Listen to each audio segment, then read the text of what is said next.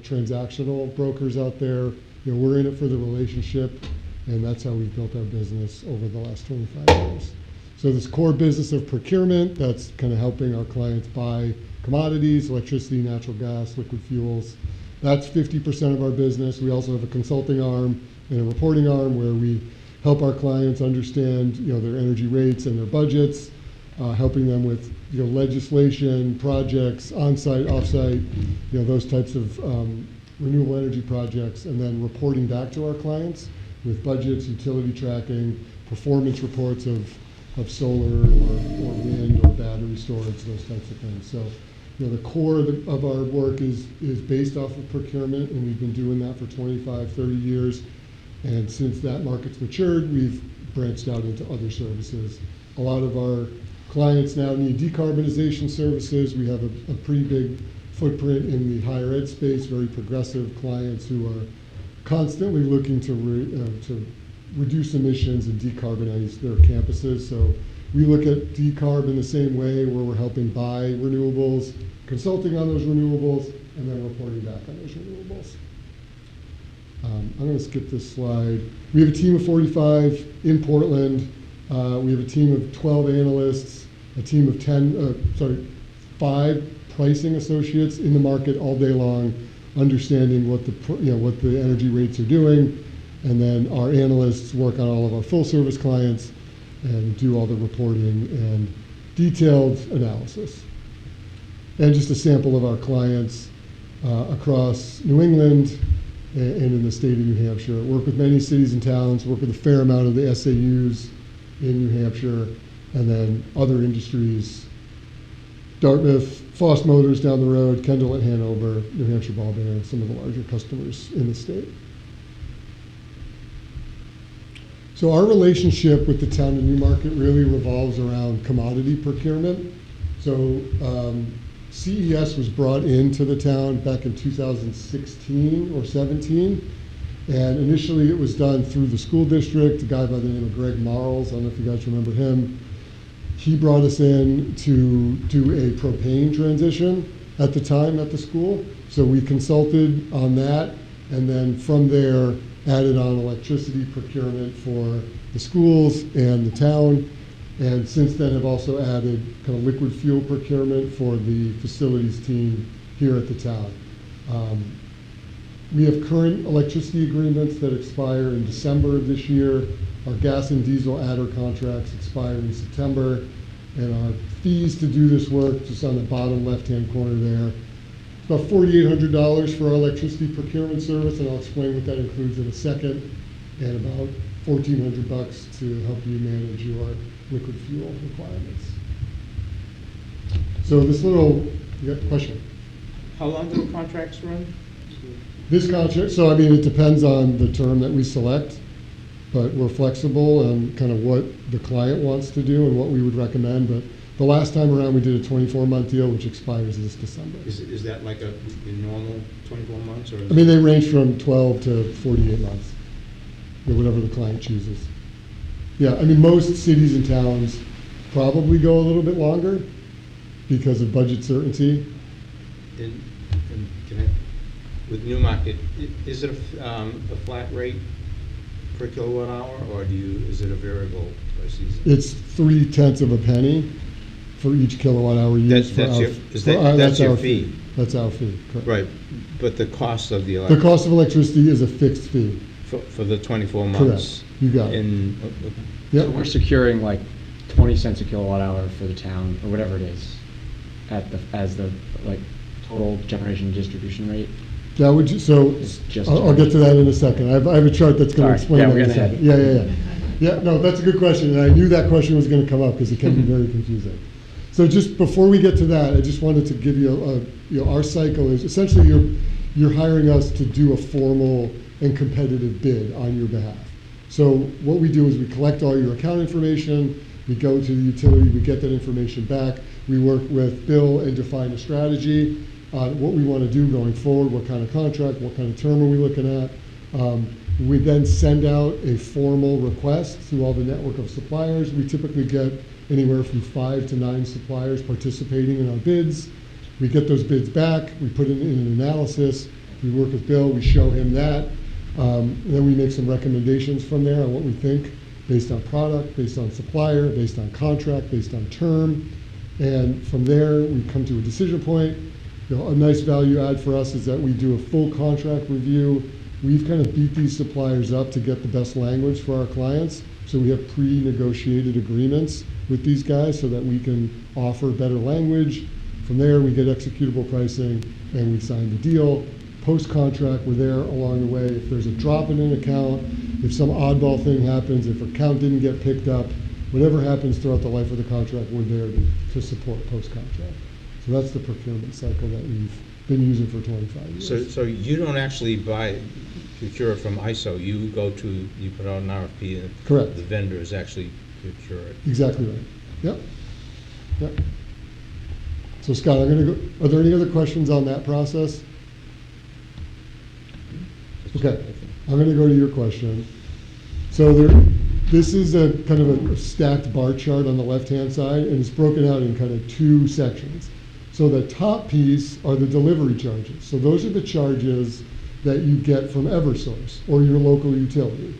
Those charges are customer charges, they're utility programs like New Hampshire Saves, they're distribution charges and transmission, the high voltage lines that you pay for, right? So that's essentially to deliver the electricity to you and maintain all of Eversource's poles and wires. So that's non-negotiable. That's all agreed upon at the Public Utilities Commission. So that piece is outside of our control. What we're helping you negotiate is the supply charges, which is obviously the biggest piece is the energy, any other retail adders, renewable portfolio standards, which is the slice of the pie that each supplier has to source from renewables in the state of New Hampshire. It's about 22%. Ancillaries, and then the forward capacity market, which that's a market that is to build future generation in New England through the ISO. So those are kind of the two distinct pieces of the electricity bill. And Scott, to your question, yeah, we're seeing rates all in delivery and supply anywhere between 16 to 21 cents, right? Depending on your rate class, depending on the supply agreement that you might be in, that's kind of the range. Yeah, which is much lower than the retail or residential rates. Right? Correct. Yep. And that's just standard for. Yeah, I mean, the commercial customers have larger demand, they have different load profiles, they can source electricity differently. You know, the residential load is very small, and so it's just the demand profile is much different. So, yeah. How have you seen the proportion of delivery charges? So right now it looks like it's like 50 to 60% of the total. Yeah, it's going up and it's not stopping. Has it changed more dramatically more recently, or has it been pretty steady over time? It's changed more dramatically more recently, just based on what's happening in the world. The demand for electricity is going through the roof. That's inclusive of data centers, which is all anybody talks about. But in New England, the primary driver is EV and heating, the heating sector. So electrifying your heating. So those are the two things that's going to drive electricity rates and delivery side in New England. The other thing is obviously all the renewables that we want to get on the grid. The infrastructure to accept all of those is expensive. So upgrading substations, upgrading lines. I mean, look outside. Our infrastructure is 1 million years old, right? It's all above ground. Like, it's not easy to change all that out. It's like $10 billion if we were to change out all of New England's infrastructure, just the poles and wires. So that's not going to happen. So we're going to see 5 to 10% incremental increase on the delivery side, I think, for the next decade or longer because of that. Yeah. It's just, we have no control over it, and the utilities are incentivized to spend money, so they're going to do it and they're going to pass it back to you. That's how their business model works. What happens if they undercollect? You go through a broker, you know, some group, and they undercollect. Do they have a mechanism to recover that? And what do you mean undercollect? Are you referring to a specific program that's undercollected? No, well, say you have a contract for Newmarket, okay, and say it's like, you know, 10 cents a kilowatt hour or whatever. and this company agrees to it for 24 months, Mhm. 10 cents a kilowatt hour for 24 months. You know, something, war in Iraq happens, or, you know, Iran, whatever, rates go way up.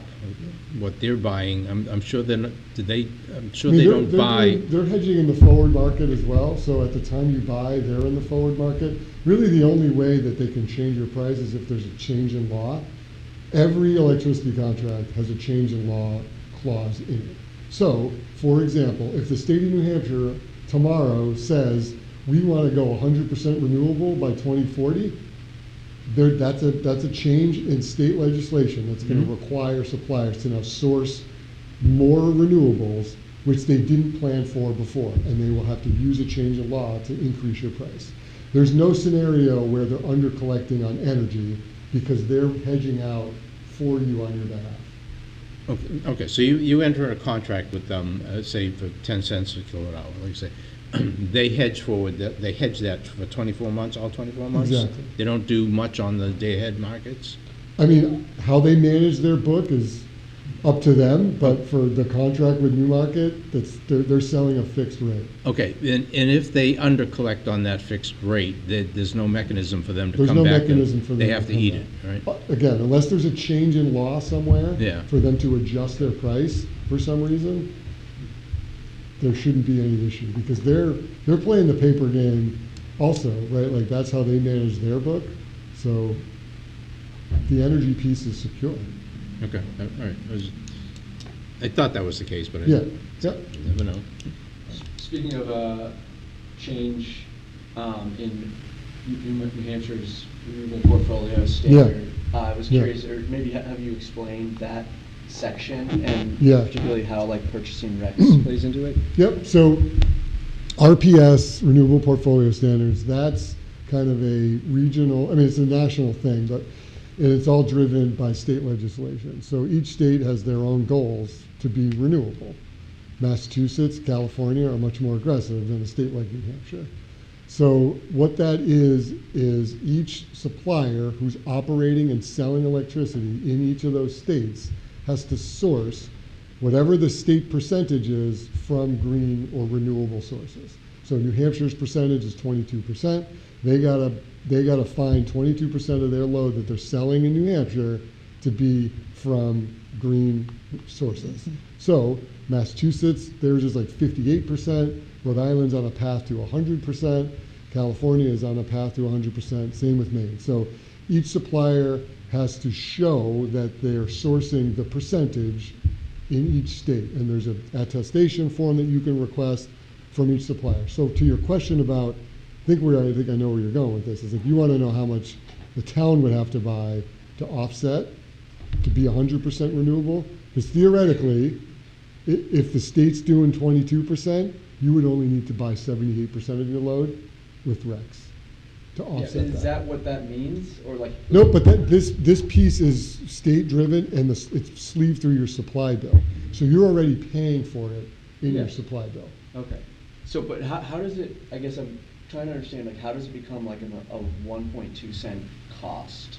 Because, It's the cost of the rec and the technologies Yeah. that the states are requiring. So there's class 1, class 2, each kind of technology is a different class. So whatever the state says is the mandate, that's what you have to secure. And Yeah. those technologies vary between solar, wind, alternative energy credits, hydro. It could be a number of different things. So in theory, if the entire grid was clean, renewable power, You'd have there to- wouldn't be a rec market, right? Exactly. Yeah, okay. That's true. There would be no unbundled rec market Yeah. because everybody would be getting electricity from their grid that's already green. That's the whole idea with this electrification. Like, get off fossils, go to the grid, because eventually the grid's going to be powered by all renewables, Mostly, yeah. mostly, and then everyone's green. Yeah. Okay. Yeah, and you were preempting another question I had Yeah. that was if the town wanted to procure all of its electricity from Mhm. green or clean power, I guess I'm curious, does CS do that? Or do you have clients that have requested something? Oh yeah, all the time. And how would it work? We're constantly buying rec. So there's a couple of different ways to do it. So the easiest and simplest and cleanest way is to bundle it in the electricity price. So each of these suppliers could source any type of technology that you choose in your supply cost. So if you're paying 10 cents, you can add another penny to get wind from Texas or solar from Maine. So there's a different, so that's one way, that's the easiest way to do it, just bundle it into your supply price. You can buy unbundled RECs, and there's a market for that. Those are completely separate from the energy, and you can buy, the simplest way and the cheapest way to do it is to buy what's called a green E-REC. They trade about $2 to $3 a megawatt hour. Those are existing assets, typically in the Midwest, Texas, Oklahoma, wind farms that have been operating for years. Those are very inexpensive. There's also compliance RECs, which that's what sets the market for that RPS I was referencing. So each state has a compliance market where you have to meet these RPS requirements, where solar and wind would qualify, and you can buy RECs off of those projects. Those are much more expensive. The other way to do it is to buy a net new project, invest in some project, whether it's in region or out of region, and you would get the RECs from a net new project. Those are very expensive. Those are like $60 to $80 a REC per megawatt hour, because you're just, if you didn't invest in that, you wouldn't have gotten built. Additionality. Additionality, exactly. And yeah, CES does REC procurement. We're actually one of the largest sellers of RECs in New England. In Maine recently, or 2019, Maine opened up net metering pretty significantly in the state, and we had all of our clients assume all the RECs from the solar projects that they invested in, and now we're a very large seller of RECs to these suppliers to meet the Maine state renewable portfolio standards, because many of our clients are arbitraging. They are selling their $40 RECs and then buying $2 RECs, right? So they're making 38 bucks, which is nice, until the greenhouse gas accounting and emissions standards change. They will do that, right? Until someone says, I have to source this really good one, this one that provides more additionality versus this green E, we'll take green E's all day because they're much cheaper. A related question on RECs I was curious about. So the town, to my knowledge, doesn't have many, if any, like, solar projects that we own and operate. One? Like at the fire department? Do we capture the RECs from that project ourselves? And can that be, It's all dependent on how the contract was negotiated. Is it a PPA? No. You bought it Yes. outright. So if you bought it outright, you should be generating RECs, and you should be owning them. Typically, RECs go into like a GIS. It's called the New England GIS pool, and that's where all the solar, that's where all the solar projects are then, classified, and that's where those RECs are stored, and that's where the market is for them. So, do you have that? Do you have a GIS account where the RECs would be going? I don't know. So we can do that question. Okay. but we just self-consume, right? All the Yes, energy? we do not generate enough to, Yeah. yeah. I mean, it should be. How many panels is it? Or do you know how big the system is?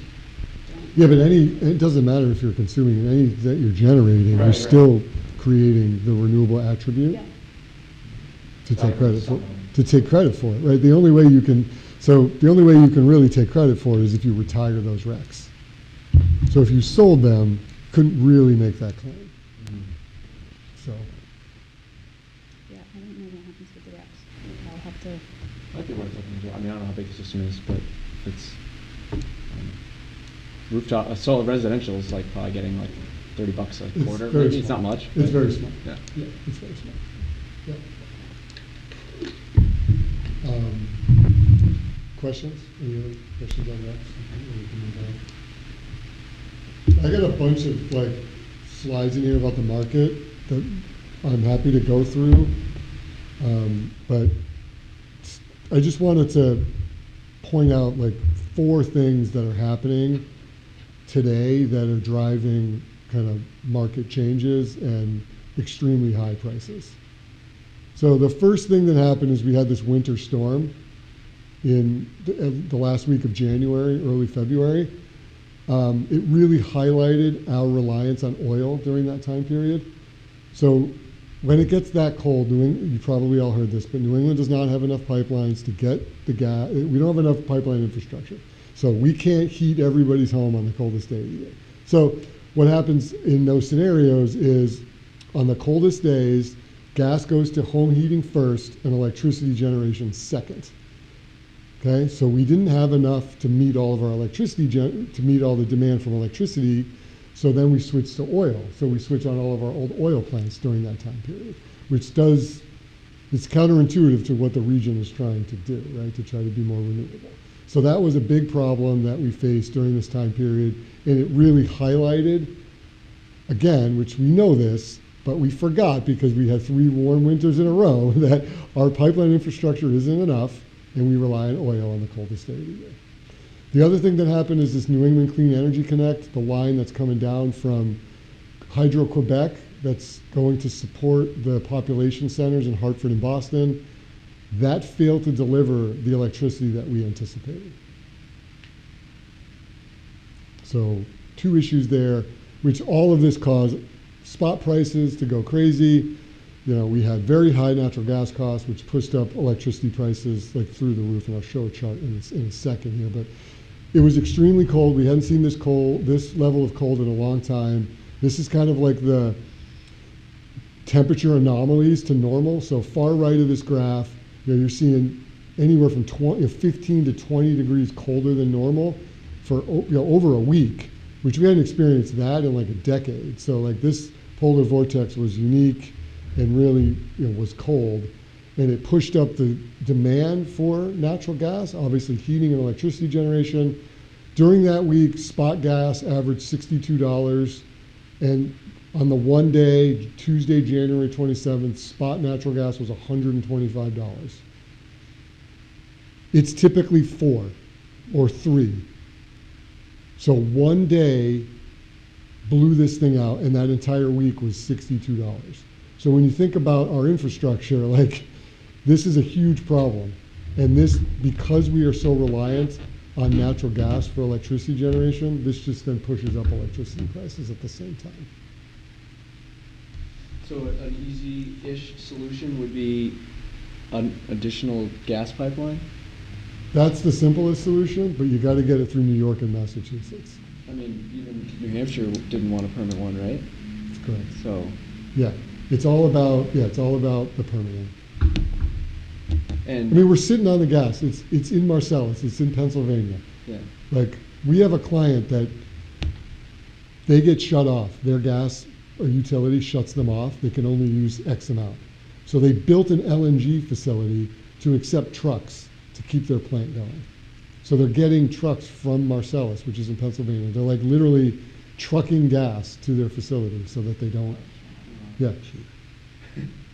Because they're on like a fixed rate in the winter and they can't get any more. So. has your team done an analysis on, not that it's going to happen, but you know, if states like New Hampshire were able to build out wind power, and how much more, I know wind's pretty expensive, but like how much more expensive it would be than an additional gas pipeline for like all else equal the same amount of power? I'm gonna send you after this, when I get back to the desk, I'll send you a paper that our CEO wrote. It was a paper, or it was actually a book on how to electrify the state of Maine without increasing costs.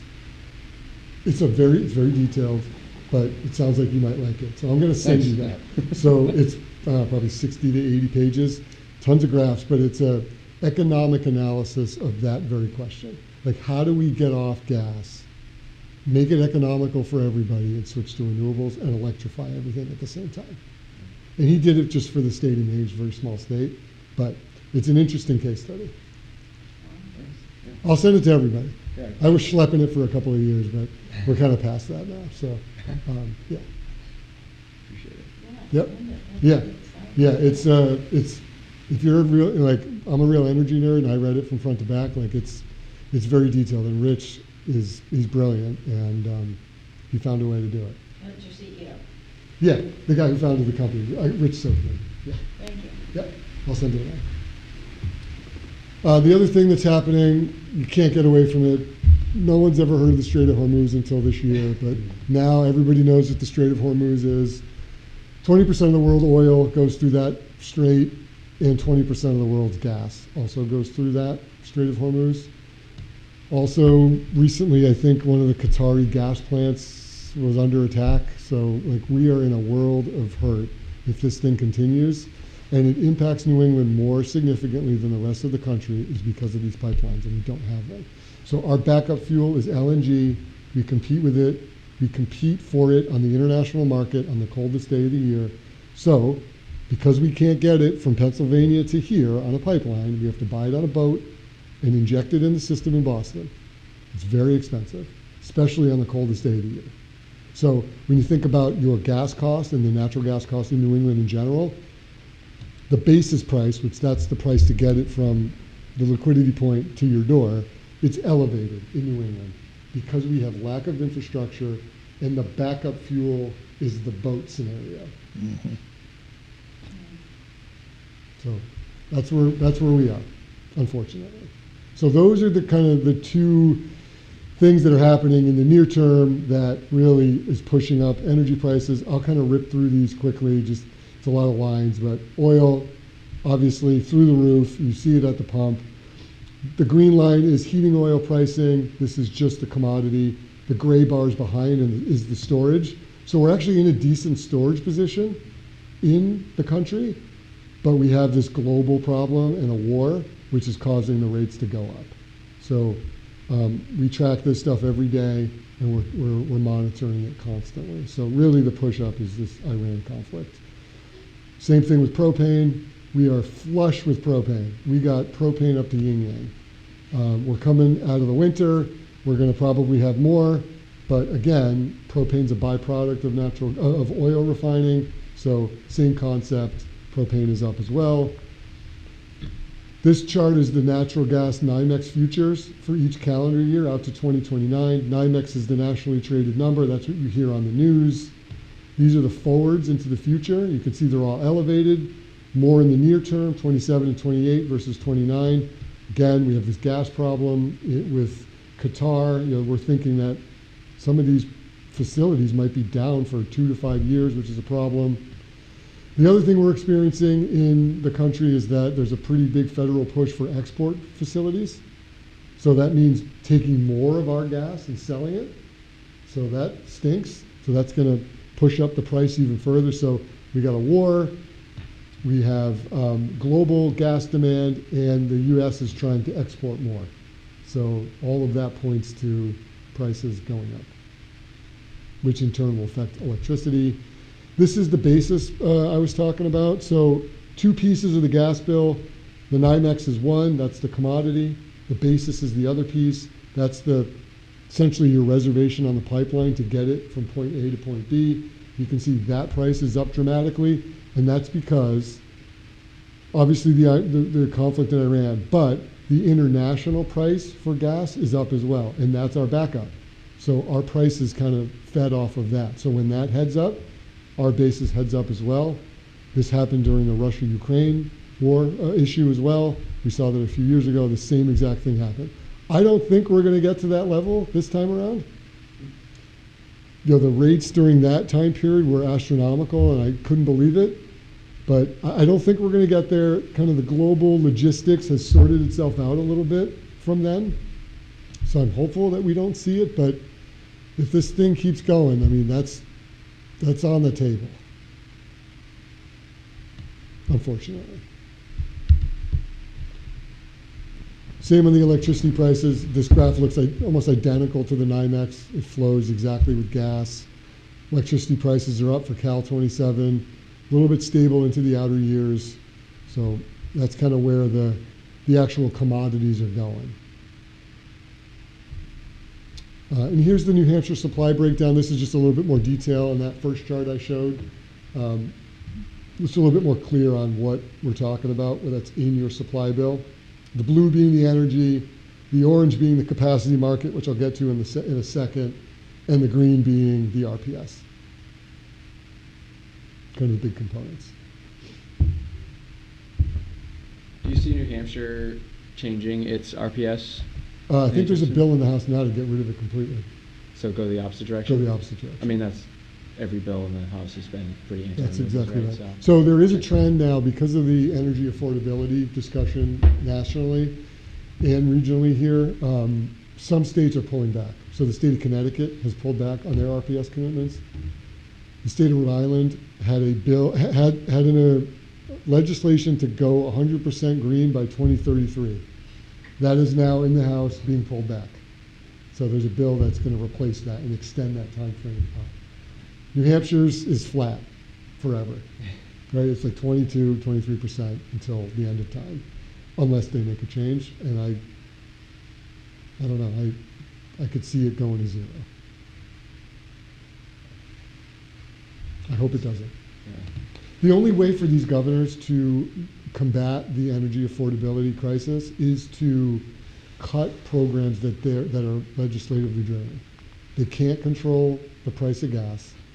They can't control the capacity market. That's all at ISO. So the only thing they can do is cut New Hampshire saves or cut renewable portfolio standards. And that's really the only lever they have to push. They could push domestic or like locally sourced power. It's though, just right? not a quick fix. Yeah. It's not quick. It's not quick enough. Like, people want to see rates come down tomorrow. And what component, I know you had it on your, I don't know if that's the same thing, but of, like, if they cut the RPS from 22 to 0, like, what kind of impact would that have? Depending in New Hampshire. Yeah. Yep. In states like Rhode Island, where the path was to 100%, the end of that program in 2033, Rhode Island residents were going to pay about 4.5 cents of renewables. So for them, stretching that out another 15 years really slows down that incremental increase. So that's helpful. I mean, the governor can make a case for that. Say, hey, look, I pushed this out. Like, we're not going to pay this anymore. Connecticut actually reduced it like immediately, and suppliers had to give back the amount that they collected in those electricity contracts. So that's really, it's unfortunate, but that's where we are. Unfortunate. How much of that 22% is hydro? Do you know? Is A fair amount of it. Yeah. I mean, that's not going to change anyway. Correct. Yeah. So that's the market stuff. Any questions on any of those charts? I know I kind of ripped through them pretty quickly. I mean, it's all bad news. Sorry to be the bearer of bad news, but it's not great. It's terrible news. And the last two items I wanted to just talk about are two changes that are happening in New England related to electricity. So the first is this day-ahead ancillary services program. This is a program that started in March of last year. This was to replace the forward reserve market. You probably heard about this in the news recently, that the governor sent a letter to ISO about this program. This program is essentially to incentivize standby or on-demand generators. So every day there's a demand and a supply forecast from the ISO. There's obviously little variances to that every day. There's a market to incentivize generators to be available when they need more energy on a specific day. So that's what this program was designed to do. The estimate was $104 million for the entire program for 1 year, which is about a tenth of a penny for everybody. It cost $1 billion in 1 year. So 10 times the estimate. And we're seeing that in electricity rates now. I think you're seeing that in CPC&H with this program. You're seeing this at the utility rates. This was a complete fumble by ISO. They wildly underestimated this program. They're currently evaluating this program to see if they can change it to make it better for consumers. I don't expect it to happen quickly, but this is the world we're in. ISO created a program to incentivize these guys, and it went sideways fast. It didn't help that we had the coldest winter in a decade, because this program is basically tied to the spot market. Because when it's cold, we need more electricity. So that's when ISO's calling on these generators to say, hey guys, turn on. We'll pay you for this. And it got exorbitant. Actually, one day this winter, I think it was that January 27th day, it was 104 million. So one day wiped out the entire estimate. I may be conflating things here, but, and I'm more misremembering, but I thought there was a bill for, or proposed for New Hampshire to withdraw from There is a bill in the House. Is it related? I think it's completely, it's unrelated to this. I mean, that talk has been in New Hampshire for a while to like start ISO New Hampshire, or whatever the idea would be. I mean, I don't think it's the best idea. Honestly, like just think about how ISO procures their generation. New Hampshire would have to do the same. So we just can't take Seabrook. ISO has that relationship. So New Hampshire would have to then contract separately to meet New Hampshire's grid requirements. So sounds like a lot more work. So I mean, we've seen it before. Other states have looked at it. That's the environment we're in. I have heard New Hampshire called the Texas of New England. Would an ERCOT model like work here? It could. The problem with ERCOT is there's no capacity market, which the capacity market, and I'll talk about that in a second. Actually, we'll go there now. The capacity market is the market that creates generation in the future. So ISO has to plan for future generation in the region, right? They do it 3 years in advance to say, all right, what's the demand going to look like in 3 years? And what do we need to meet that demand? And there's a market for that. And everybody pays for that in your electricity supply bill. And it's currently based off of the one peak hour of the year where the grid is at its most stressed. Max capacity or max usage is typically the hottest day of the year. So last year it was June 24th between 6 and 7 o'clock. If you guys remember, it was 100 degrees for 4 days last weekend in June. So the Tuesday of that week, after that weekend, that was the peak day last year. So ISO has to plan for that one day where everyone has their AC blowing and we need to meet that demand. So they have an auction and they do it for 3 years into the future. So we know what these rates are going to be through May of 2028. So the auction has since stopped and there's a reform happening right now. ISO is going to reform the way the capacity market works in New England. And the reason they're doing that is because of the change in the demand profile in New England. ISO is projecting that New England's going to peak in the winter in 2035. We are currently a summer peaking grid, and our entire model is based off of a summer peaking grid. They need to figure out how to become a winter peaking grid and charge for that. Recent news is that there's going to be 2 peaks in the future. There's going to be a summer peak and a winter peak, and you're going to pay for that separately. It's going to go from a 3-year look forward to a prompt month. So what that means is we don't know what the cost is going to be for June of 2028. We will know sometime in May of 2028 what the cost for June is going to be. So we're switching. This is a pretty dramatic change in the way that ISO New England is operating, and it's impacting supply contracts, and it's just a new way of thinking. So this is all because of the demand of electricity and how the grid is changing. Is that mostly driven in New England, or at least New Hampshire, probably by electrification and Exactly. heating and Yep. EV charging? Exactly. Not data centers so much here. Correct. That's correct. Yep. And this type of setup, to your ERCOT question, ERCOT does not have a capacity market. They don't plan for anything. So they just they start seeing, oh, maybe we need another power plant, they build one. So that winter storm Uri in 2021, 2022, where it was extremely cold, all the gas pipes froze, electricity prices went up to $5,000 a megawatt hour. They just went like this. We have no plan because they don't have a market that looks forward to meet growing demand. So it could work in New Hampshire, but it's very risky.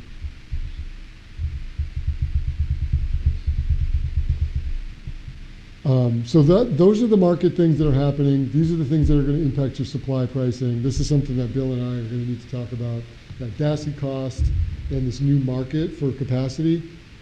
Suppliers are unwilling to fix past that date of unknown uncertainty.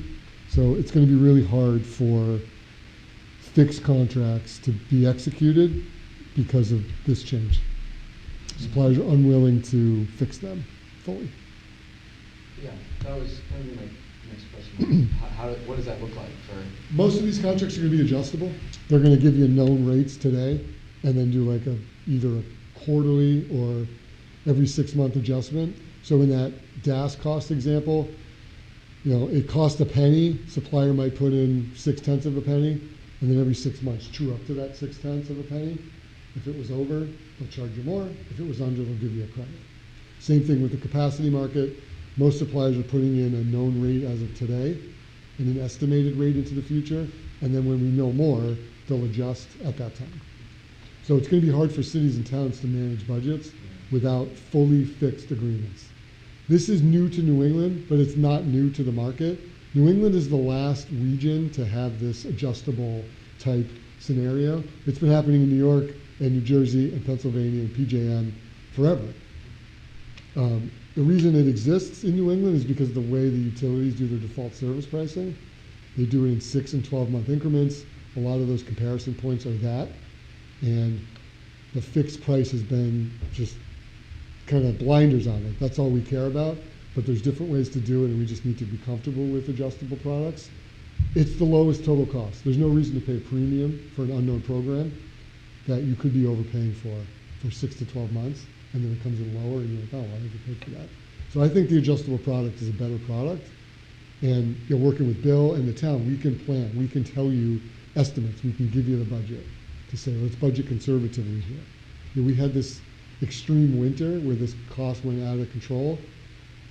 That was a decade. That was the once every 10-year storm, right? So I'm hopeful that that cost is not as variable next winter.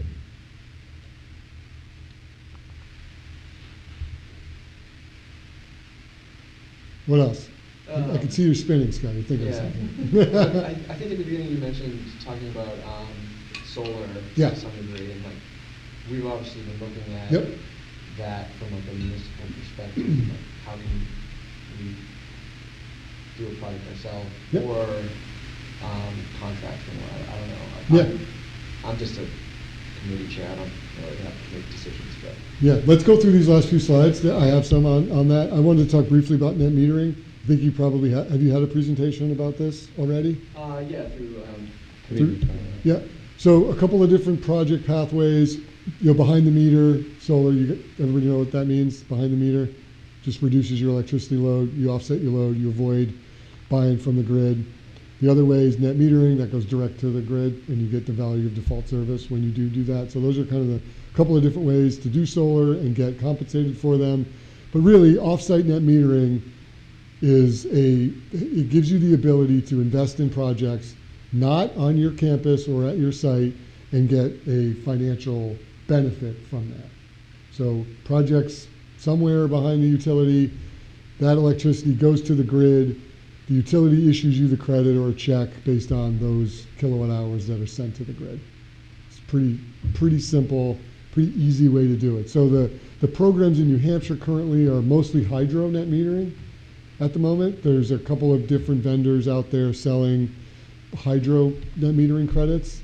It's the same program for solar. The value stream is the same.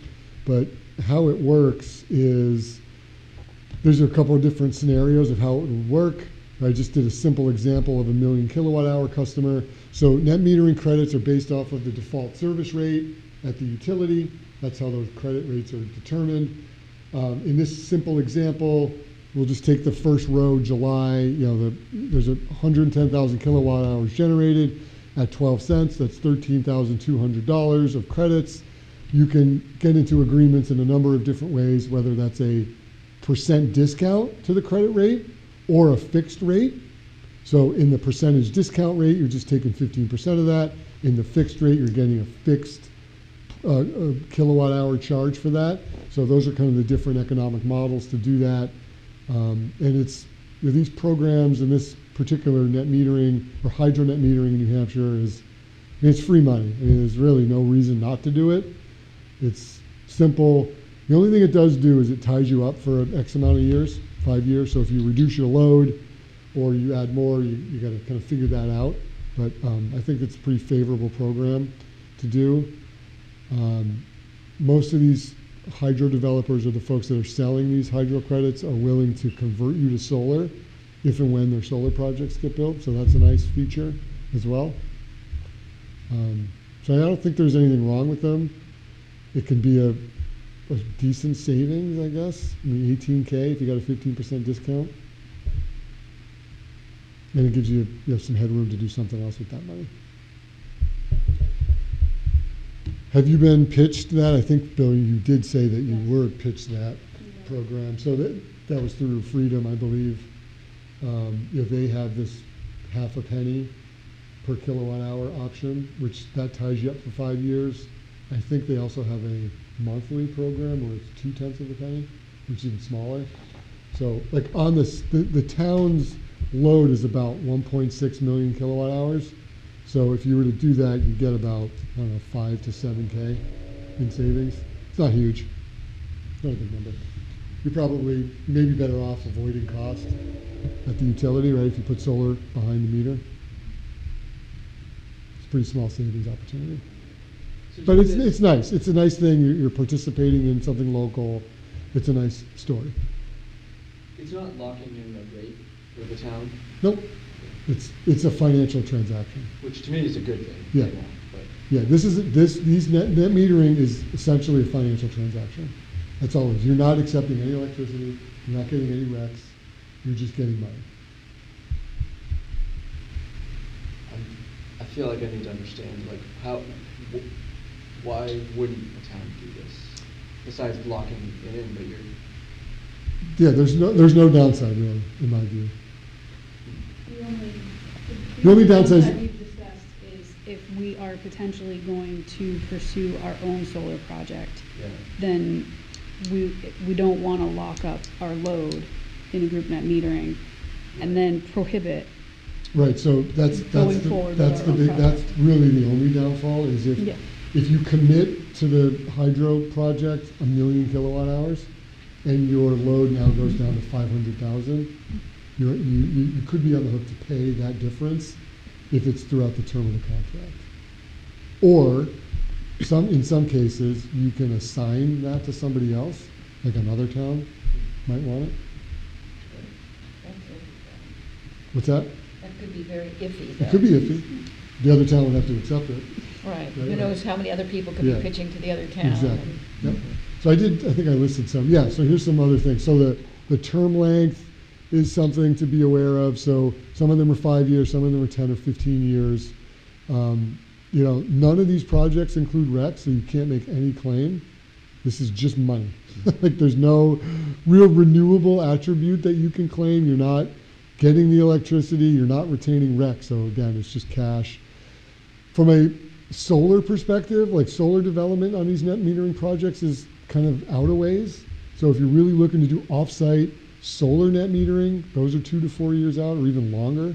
And now with the recent changes to the IRA, maybe even worse economics. You might have to do a public RFP. That could take a while. And lastly, state policy. That's a wild card. It really is. Like, who knows?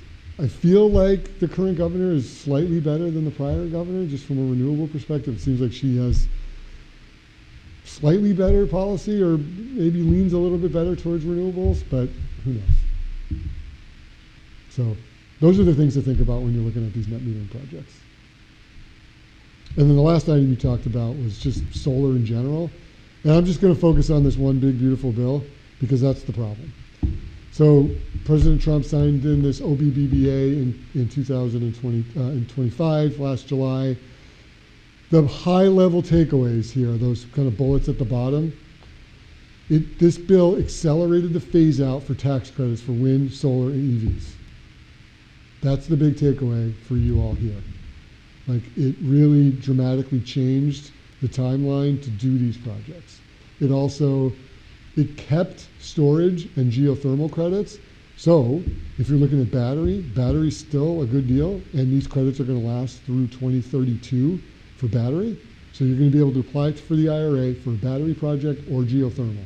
So if you wanted to get off propane at the high school and switch to a geo project, you could potentially get federal funds for that. One big problem with batteries and these other kind of technologies is that there's this fiat, the foreign entity of concern. So trying to get the parts, actually get the battery from China is a problem.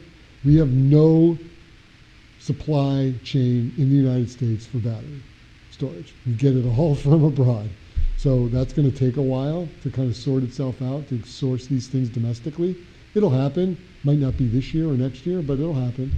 And hopefully that runway is still in alignment with the 2032 kind of tax credit. And then the last thing, which is helpful for you, direct pay is still available, so nonprofits can still take advantage of these tax credits. So the biggest change for kind of local projects is that second bullet.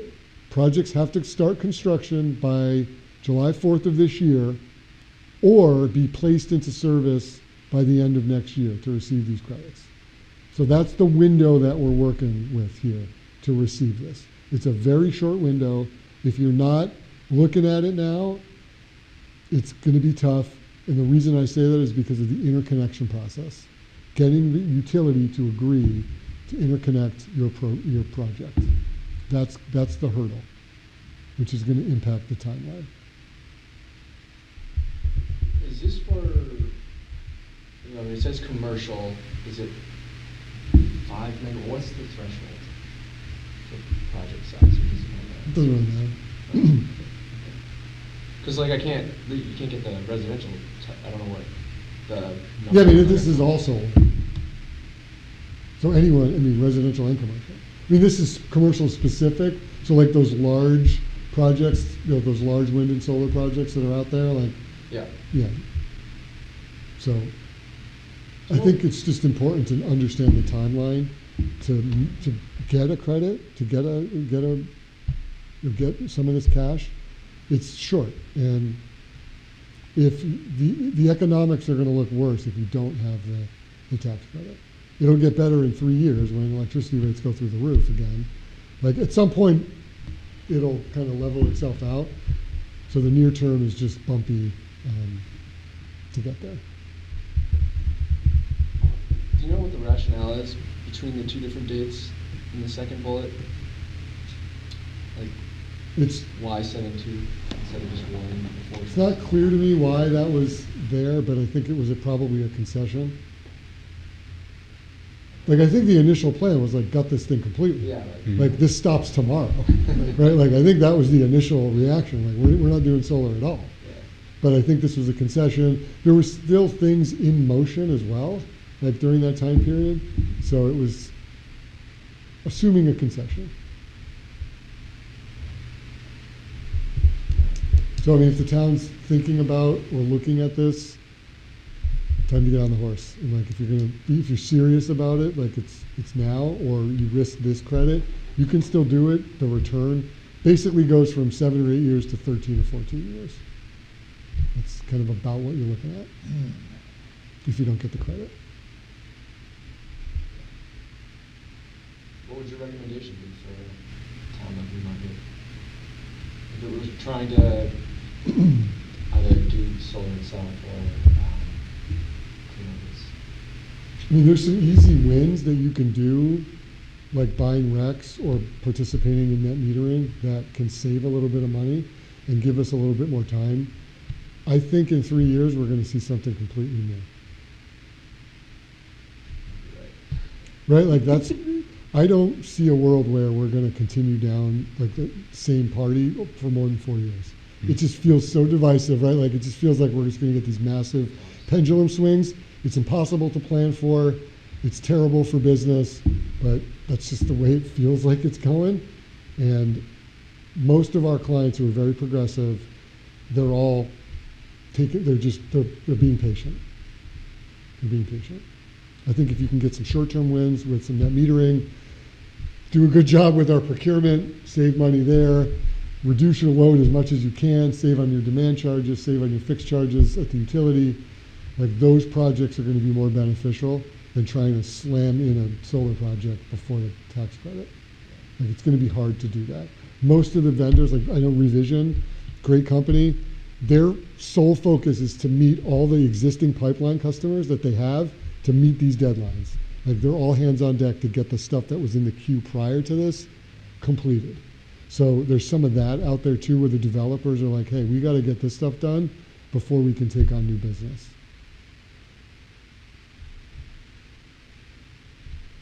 Again, more bad news, and I'm sorry to bring it, but we're just trying to be real, I guess. Yeah, no, sure. Yeah. Well, thanks for your work with Bill and keeping him, Bill and I all like to this talk about all information. this stuff. Bill's a good chat about this stuff, so yeah. Oh, yeah. Can I answer any other questions? You got questions outside of this stuff? I'm happy to answer anything else. If we did, we could send them to Scott. Yeah. He can, yeah. Yeah, forward them over. Yeah, Yeah, look forward to that, report. I'll send that report. I think, if anything, we do, if we can reduce our load, you know, any solar projects that we got are gonna be small. Yeah, Small's better right now. Trying to build a 1 megawatt project to offset all of your load is going to be hard. But again, I'd like to be able to say, hey, we're doing something. yeah, I mean, what are load, I mean, if we're electrifying, that's not gonna help with load reduction, but if you're, I mean, LEDs, which I assume the town's already done a lot of installation. We've done that, Yeah. pretty much. Everything's LEDs. Yeah. Defer to you on how to do that. Hmm. I'm not we've discussed maybe revisiting an energy audit to see what, because the last one was done in 2019. So, and we installed solar at the fire station based on recommendation from that audit.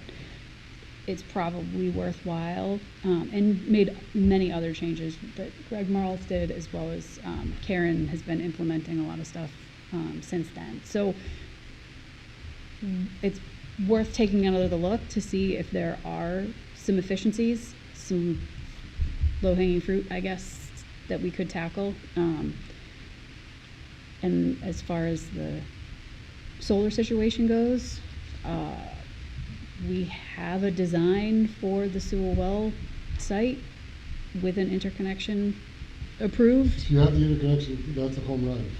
So we could, If the interconnection's already there, if we find money somewhere, it's a well site, and our environmental services department has other pressing priorities, so they don't have the money sitting around for it. But if there's a way to get some funding and move that forward, that's an option. you can always do a PPA. I don't know if the town would be interested in that. We could consider that. You consider a PPA where you just pay a fixed rate over a certain period of time. And then just negotiate to buy it in 10 years or whatever. That would be a matter of making sure that we could push the permitting and meet the December timeline. I don't think we'd be started by July because Well, you can kind of get around that if you sign a deal, let's say with Revision or somebody, and they can get 5 or 8%. Revision did the design, so that's Oh, a good good. example. That's good. So if Revision did it, you commit and you say, I want to do this, they can potentially secure 5 to 8% of it already and get that kind of Safe harbor? Safe harbor, yeah. So, yeah, I'm happy to answer any other questions if you want. Happy to look at a proposal, send it through Bill, whatever I can do to help. I live right down the street. I drive by this building like 3 times a week. My in-laws live on Packers Falls Road, so I'm down there all the time. Good to know. Good to know, Beth, and you might be sorry you told us. License plate number of vehicle? Yeah, thank you very much. Yeah, no problem. Thanks, yeah. Hopefully I didn't go too in the weeds, but Thank you so much. yeah, no problem. Yeah, you made it very accessible, the information. Thank Good, you. great, I'm glad. Thanks. Thank you, Art. Yeah. We'll bore you with the rest of this. Thank you. You know, it could be interesting is to promote somehow in small ways, energy audits for homeowners or landlords, because that can tag on, just the awareness of what could an energy audit tell you would help dovetail any kind of PR about what an energy audit could do for the town or has done for the town. Mhm. And some spotlight on, I was intrigued when you said Karen's done some things responding to the energy audit. That could be interesting to let people know. in some kind of I always go back to the e-news, but I think a lot of companies offer free energy audits to homeowners. I mean, just a little gizmo where they go and around your window and say like, oh, this color indicates like heat loss here. People just need to hear that and imagine on the scale of the whole town, what does that mean? If they don't care about the environment, they got to care about their own finances. Yeah, well, cost of energy is a hot topic for you, so. One way or another. All right, while we are, I don't want to go too late, but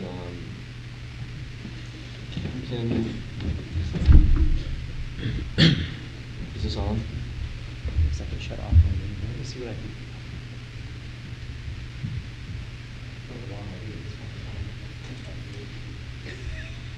I want to see you hop the desk. Yeah. Pretend like you're on a skateboard. You can hop that. Let's try to approve the minutes from January, so just to get that order of business done, do we have a motion to approve the January 15th minutes? Sure. Thank you. Do a second? Sure. Thank you. All in favor? Wait a minute. Sorry.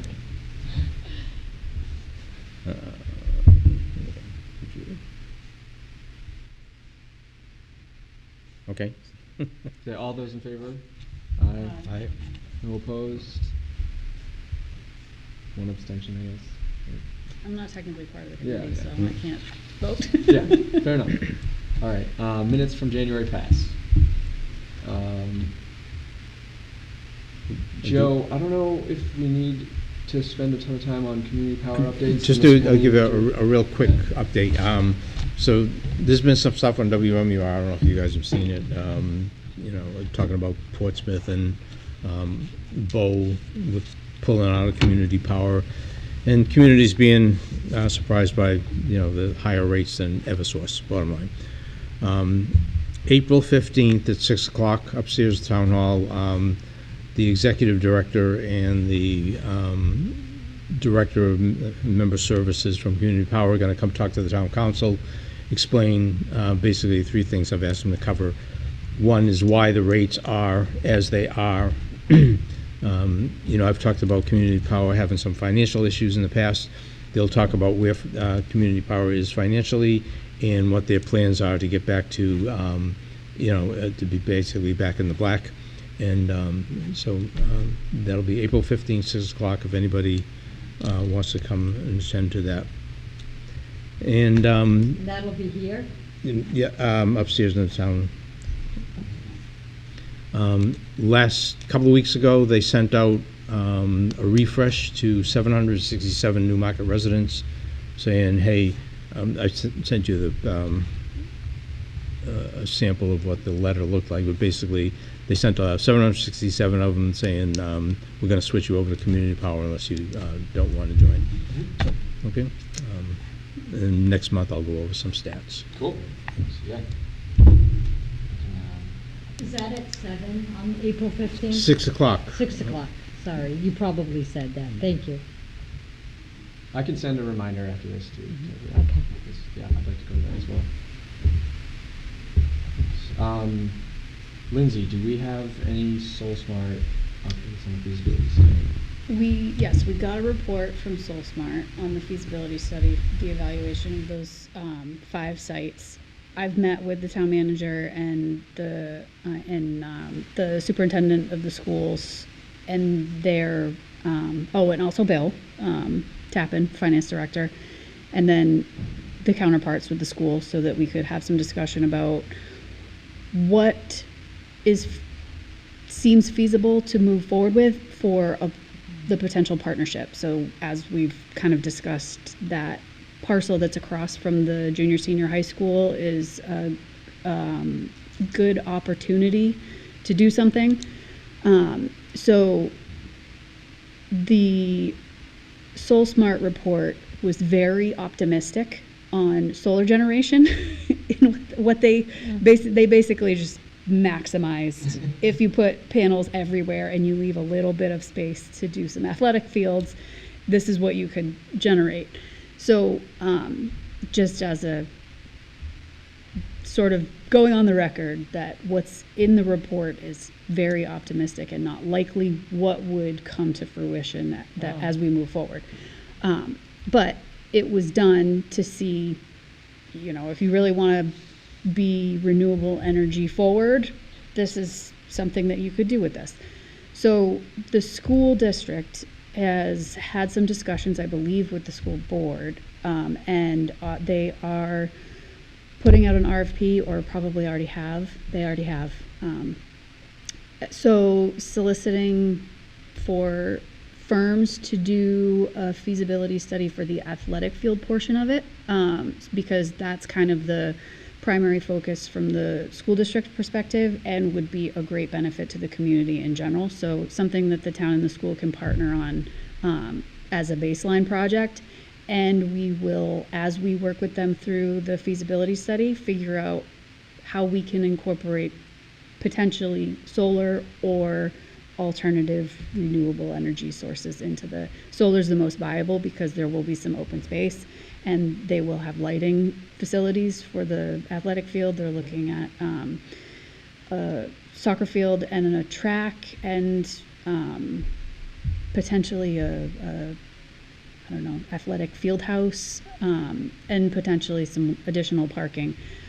So we're going to move forward working with them. We're going to let the school district lead on doing the feasibility study for the athletic field portion and kind of piggyback on that if we're going to expand. We'll probably also have some discussions with Conservation Commission about potential for some walking trails, because there's also some interest that's been expressed there in ways to kind of connect the school to the neighborhoods in that vicinity around that parcel. So a few different interests and needs to support something happening there, but not sure what that's going to look like yet. So Any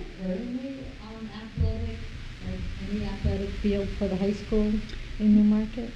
yes, the ones at the rec center are actually the school property, Okay. or one of the school-owned parcels, so they use them. Oh, okay. That it's shared use, Yeah. and the hope would be if the school has these newer facilities that are across from the junior senior high school, they would use those more, and it would free up the ones at the community center for some additional or other uses. I see. Thank you. How does this July 4th deadline affect plans? It would not, this project would not be nowhere near ready or applicable to that. This would be more on that 2 to 4 year time frame. So in 2 to 4 years, when we have a different administration and different Hopefully, maybe. climate, we Once may. you lose that stuff, it's hard to get it back. Yeah, but we're going to remain optimistic that the picture may look a little different by the time we have something. Well, I agree, don't scuttle the plans, but, those, I thought maybe just, take a couple of scoopfuls of dirt out on July 4th. after firing Start someone. construction. Call it, yeah. Yeah, and we do, the other piece of the Soul Smart feasibility study were those other properties that they evaluated. And we did have some internal discussion about the definitely most bang for our buck option would be a roof-mounted solar array at DPW because it's the largest building that we have to put a roof mount. We would need to upgrade the roof there first, upgrade and reinforce. So we're gonna look into what the cost would be for addressing the roof and potentially set ourselves up to be ready to pursue installing an array there.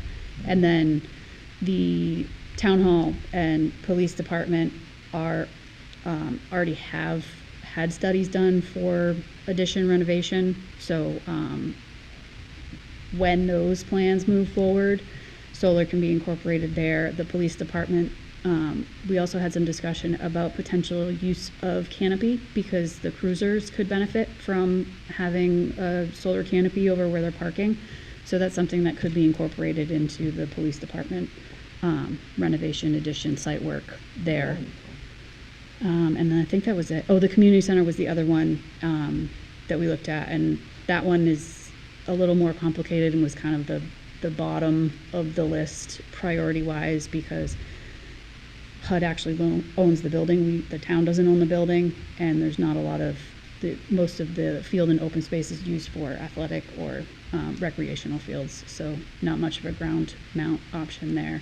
But if the situation with that site changes going forward, or there's opportunity to provide some interconnection with the junior senior high school, we will pursue that at the time. So that's and I would be happy to share the final report from SoulSmart with the committee, as long as everyone keeps in mind that what's proposed is Proposed. yes, proposed conservative approach to maximizing solar, but not necessary. Nothing is finalized and nothing is definitely going forward. Do the proposals incorporate the potential capture of tax credits if we were to, I don't know if we can. I don't think they, I think there are several notes on each of the cost estimates for the various sites, and I believe one of the first ones was, it's assuming that that is not available for any of these options. So it's not incorporated in them. Yeah. I'm looking at the elementary school right now, and the parking lot there, was that considered? I don't think we talked about that one before, but now I'm thinking that it is self-facing, and it's like the pushback we got from the school when we proposed putting a canopy array was that one of the pushbacks was that teachers don't park there, but that wouldn't be an issue for elementary school because elementary students don't drive. Mm-hmm. So is that something we could add? I know it's too late for SoulSmart probably, but yeah, it's too late for SoulSmart because that money ran out at the end of January. Yeah. We were able to get this this product and report out of it. It's something that I can mention again when we have some additional discussions with Todd in the school district. Wasn't it the distance and the cost of just connecting it to anything that would use the electricity? Yeah, if it's the parking lot that's at the elementary school, it could be connected and used behind the meter at the elementary Right. school. So That would be the only that is a side. possibility, but the canopy alone type of project, Yeah. the canopies tend to make more financial sense when you have a ground mount or ideally a roof mount.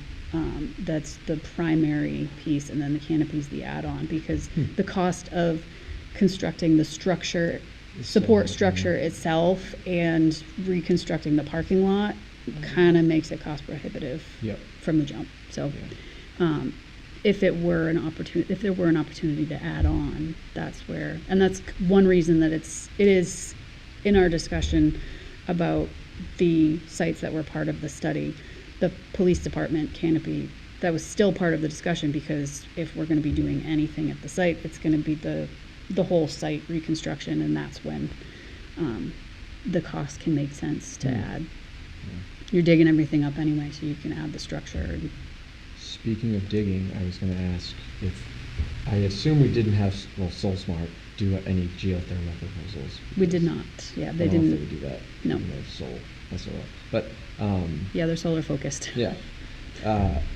But given that we're potentially in a few years digging up the parcel across the street from our junior senior high school, and there is a tax credit through 2032 for geothermal, perhaps that'd be worth considering. Yeah. I don't know. Next time we chat with them, I don't know. I know geothermal is crazy expensive, but Yeah. I'll mention it. I will. thing is too, it's like the high school's bones are pretty old, right? It's like, are you going to invest all this money in a new heating and cooling system for a school that maybe, I don't know. They ain't getting a new school. They're not getting a new school. Okay, well then actually maybe there is a good Guarantee argument for that. it. People are still mad about No. it. I Yeah. wouldn't touch it. No, I know there's the whole bond situation there, yeah. Okay. It's worth putting out there when the heating system needs to be replaced, or Yeah. I mean, it'd be interesting to show too, because whether or not the heating system needs to be replaced, there's still probably a economic case that could be made to switch, right? If you're not paying for, I don't know how the school's heated, is it gas? I don't, What was the question? I don't know how the school is heated, if it's gas or oil, I assume it's I one think of it's those oil. two, but I mean, especially right now, Yep. you could say, if this is the price of oil for the next 20 years, probably does make sense to dig big geothermal wells. Anyway, yeah, I would love to see that report. Yep. So thank you for walking us through all that. That's actually pretty good news. What else?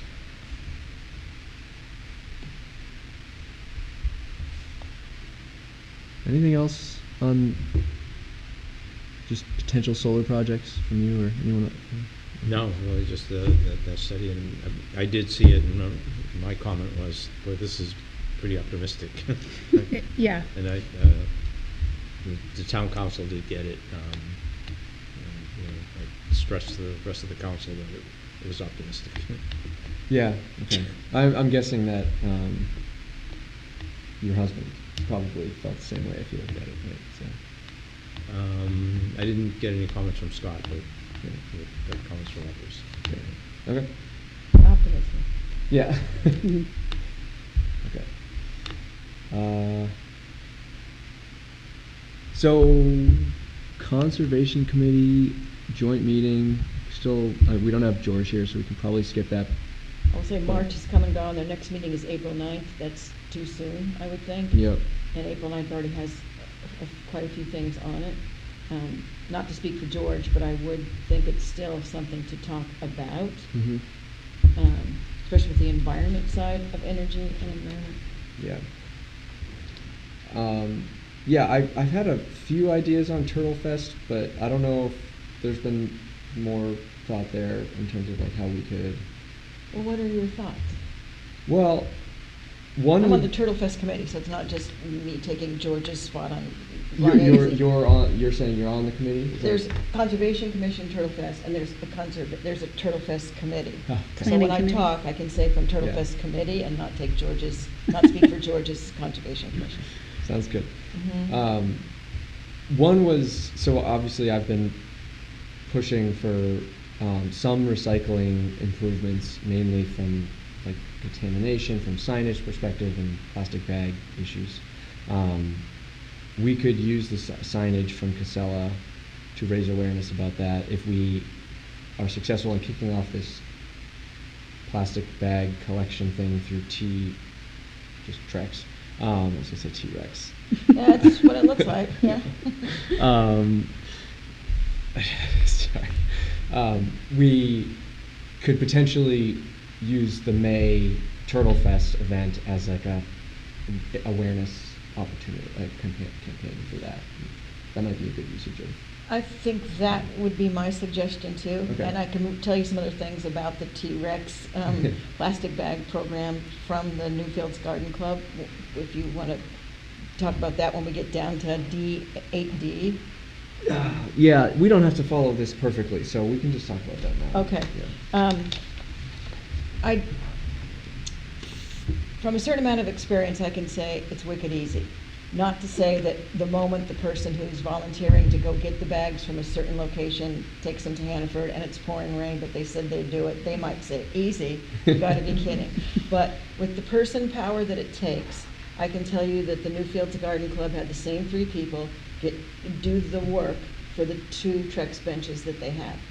I would also suggest that people go look at one of these Trex benches. I don't want to talk about it in depth, but it's right there. You can see one of the 2 of them. If you just drive into Newfields, kind of parked at the country store, look diagonal toward that corner called Hilton Corner. There's a little woodland path there.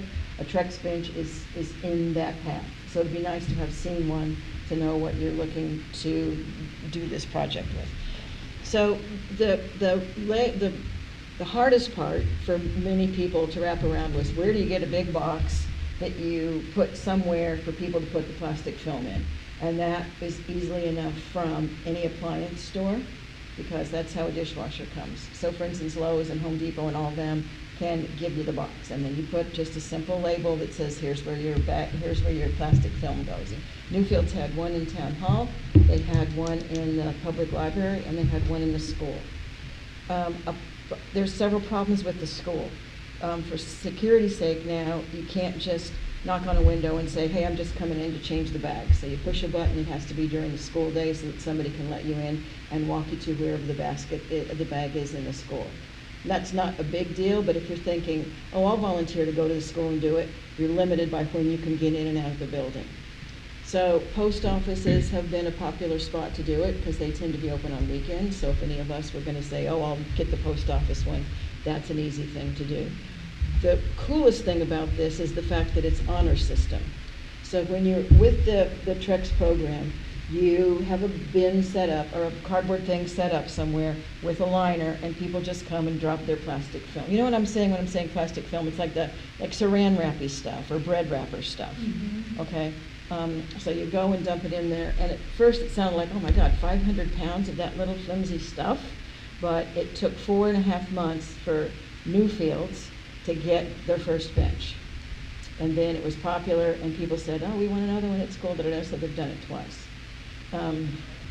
The notes here, I highlighted the important things to say. They weighed the plastic, so let's say I'm in charge of getting it from the post office. I go, I get the big bag, I weigh it, and I take it then to a Hannaford Market Basket or Shaw's.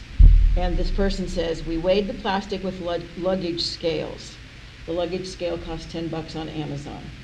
So volunteer A goes, picks up the bag of stuff, bing, bing, bing, this weighed how much, and then they traipse off to the grocery store and stick it in the recycling thing at the grocery store. Trex gives you a certain spreadsheet that you just fill out. On this day, I snagged X number of pounds of this stuff, and it just gets tallied up. So it's really honor system. What you weighed and what you said that pound, I was going to say tonnage, what that weight was to get to the other places that are actually taking it. So you just have to take it to your regular grocery store because they all do it. So yeah, Newfields use post office, library, and elementary school. You have 6 months to get the 500 pounds, but in each of the 2 benches, it took Newfields 4 months and a week to get that amount of pounds of stuff. It kind of depends on you do really good publicity in your town to say, hey, we're collecting your plastic film. Because people are pretty good now about knowing here's where the pizza box goes at the transfer station, but where does my little flimsy stuff go? So it's kind of training people to keep the little flimsy stuff.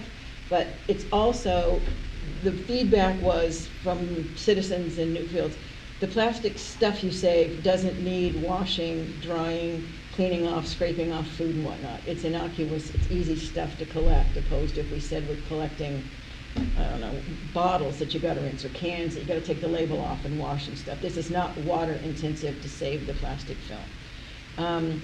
Trex hopes that you keep collecting during 6 months, even if you reach the goal early, because they want you to keep, recycling. However, it's hard to say yes to if we were to start, say, in May. The launch is in May. The launch is during Turtle Fest. You got June, July, August, September, October. That's hopeful.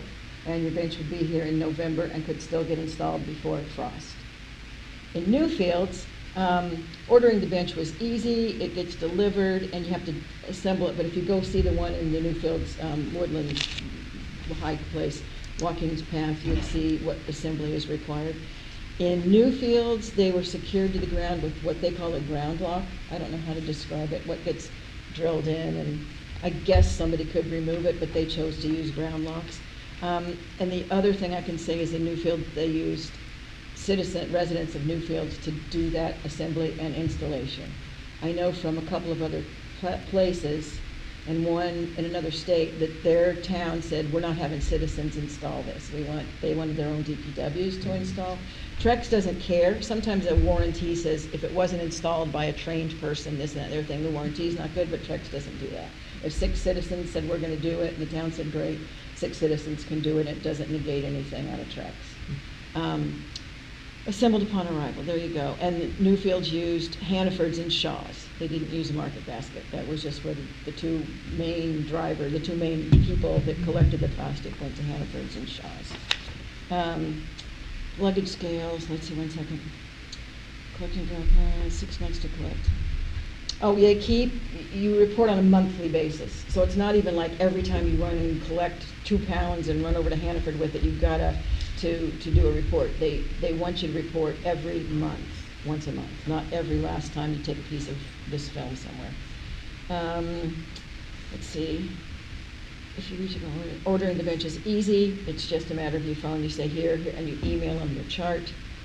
The collection bins were actually, in the case of Newfields, they were supplied by Trex.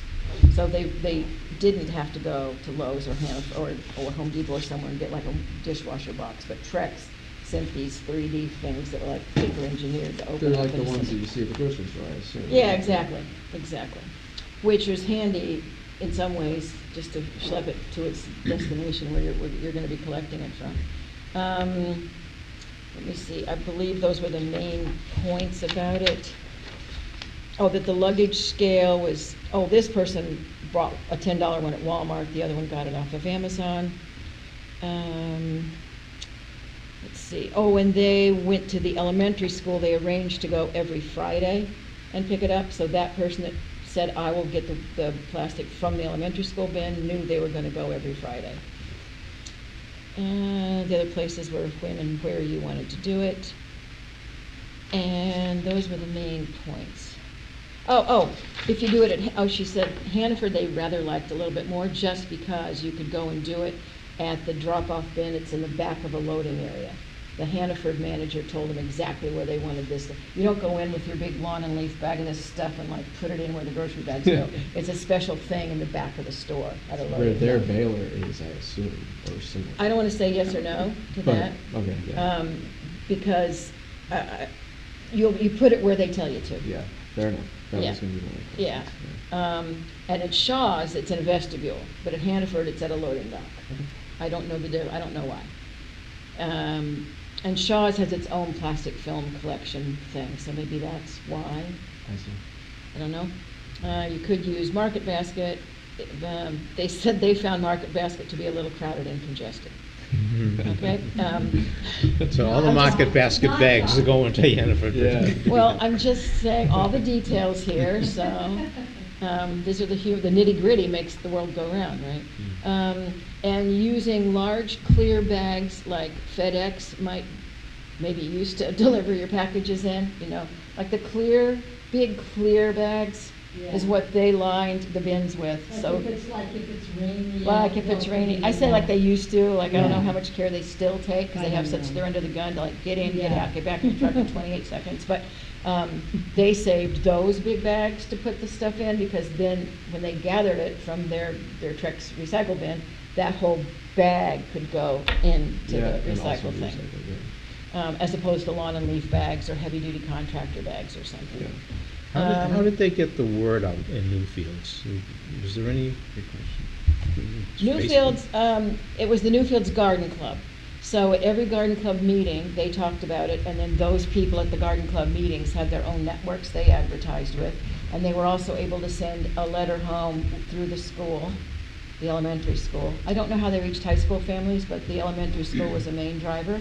And then there were little posters in the Newfields Country Store and at the library, and the Friends of the Library newsletter talked about it. And Newfields, a really charming thing, a thing I really like in Newfields is that movable type sign in front of their town hall. Like it'll say, meeting Friday, with thank you people that just did the daffodil cleanup or whatever. They use that, and that the Newfields people know is a real big deal to go and read and see and think about. And also at every, what do you call them, like town hall municipal meetings, like committee meetings, people reported, oh, and by the way, don't forget, we're working on a Trex bench for the Woodland Park is the first one. So it wasn't, it's very high energy and low manpower and low output of any cost. I'm not sure what their relationship was with the school. I don't know if one of the Newfields Garden Club people went to Staples and photocopied 200 sheets of paper, or if they just gave it to the school and the school photocopied it. That part I don't know, but they advertised it through the school channels. So you figure we have PTA, we have the townwide newsletter that Tim Kremen does, that's 700 and something openings, openings. We have enough posters and places in town. We have also a lot of cooperation Conservation Commission has a lot of cooperation with the Newmarket Business Association. So asking those businesses to please promote this event from Energy and Environment would just take asking Newmarket Business Association, can you guys put that in your channels too? But for Little Newfields to get enough plastic to get a bench in 4 months and 1 week it was astounding. Because at first, when you first go and you drop your little thing with your little Wonder Bread wrapper in there, it seems like that thing just weighs like a portion of a gram, and then you get to 500 pounds relatively easily. I've probably got 50 pounds of wood pellet plastic bags in my Well, basement. those things too, yeah. Those, I reached out to Trex. They're like their favorite, apparently. Because the wood pellets or the residue is actually also a raw material in the Trex. In the Trex Yeah. bench. Yeah. Exactly. It's amazing. So that nice cold winter we had, people should be, hopefully, well, if you tell them now, bench number 2, they'll be able to save that. But it's timing. If you want to use their Newfield's barometer of 4 months and say you can do that, you can get a bench in 4 months, well, then you count backwards and say, when would it come? The fact that it's unassembled and you have to assemble it is significant insofar as you could do it it arrives here at the wrong time of year, because it would not be such a problem to store the thing unassembled. Right. Yeah. And there's a little bit of a science to, in other places in New Hampshire, there's a huge population of tourist time, so a lot of schools up there do a lot with, the lake people, the summer people, and reaching out to them to help do fundraisers for the school or the town or the Newfound Lake Association and whatnot relies heavily on summer people. We don't have that population, but we certainly have a couple of active clubs at the high school that can also publicize. And I don't want to speak for Amy, but the summer at the rec center is chock-a-block. So for the 7 weeks of summer camps, it would be thrilling to have E&E ask if Ben could be in the summertime at the rec center. So people bringing and dropping off, all those kids that go in and out of summer camp could be bringing their plastic film. It's not bulky to carry, like asking people to do a bottle, like a redemption drive, like they call them in Maine. It's so much easier just to have these little scrunky pieces of plastic. So I think this is something, it's fairly simple, and doable. It's a great idea with the rec, every Because day I don't want to speak for Amy, but kids are the- bringing their it's lunches 7 in with weeks of plastic people. bags or whatever, and, hey, throw your plastic stuff here. Mhm. That's a good idea. And I think this would be a good thing, again, with the high school kids, that Exactly. somehow get them involved in Monitoring, potentially advertising it. you're just getting the word out. Yeah, Using them to somehow get the word out. It's a great idea. Mhm. I've been struggling on that front. So, you gotta do this quick, it's. Well, and there's also Facebook, and what the hell's going on in Newmarket, and all those other things that, I say now, I don't think it's difficult. Well, then if you say, okay, great, go do it, I would have to say, I'm not a member of the Facebook thing for Newmarket, but I can find out who is. So there's a teeny bit of labor, but it's all free, and it's all things that you can do in sweatpants in the middle of the night while you're watching old TV. It's not stuff that you have to go and get on somebody's agenda and ask permission to do. So, But and I the also other think thing there's I said, we don't have to bail it ourselves, right? Oh, golly, We just no. take them, It's okay, just, so you that. have to deliver them Yeah, to just deliver the it. Hanford's or Market Basket or Shaw's, or wherever. And put it where they tell you. Bill's got a big truck, he's willing to do it. We'll volunteer. Yeah, it's an electric truck too, right? That's great visibility. We'll get you a magnetic sign to slap on the driver's and passenger door. So I would agree it's easy. I just don't want to have this go recorded out in the public and have the good people of Newfields, the 3 people who fundamentally did it, said, what about when I did it when it was a snow day and it was dangerous to drive, but the thing was overflowing? You do have to keep track and if you say you're going to be, say there's one in the library lobby, you have to say to the library, I will come, can I come any old time? Do you care? Or, what does it look like? Or give me a call if it looks like it's getting full. Because there were several times that somebody saved it at home and saved it at home and saved it at home and saved it at home, and then took it to the library lobby Fills at up. the children's entrance, and then suddenly other people came and said, oh, the heck, I don't need my stuff. Well, because some family came with so much, it was a big portion. Okay. But those are just things that are moderately logistic, but if you have a working relationship with whoever, they call and say, are you coming? And you say, oh, no, I can drop what I'm doing, I'll be right there. Okay. So it sounds like we need to make some relationships, decide where the location should be. It sounds like maybe the library would be good. I'm not sure, but ours is pretty small. I mean, assuming the Newfield library is also Smaller. That's hard to. Yeah. Okay. So the library, I think either the high school or the elementary, probably the high school, junior, senior high school would be a good option. See, I would think of the elementary, because a high Yeah. school kid would be like, that is so lame. The only reason I say that is, well, there's probably more students, and they do have the net zero group, which you could leverage to keep track of it. And That's a good idea.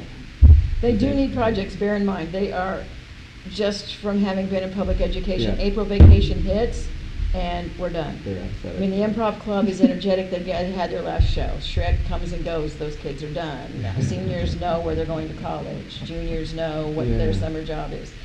It's a really interesting dynamic for high school kids, and I mean it in a really good way.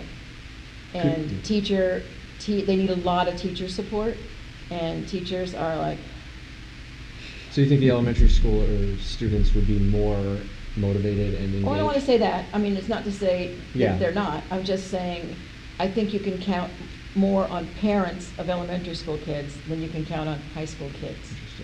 Interesting. Can one be in both?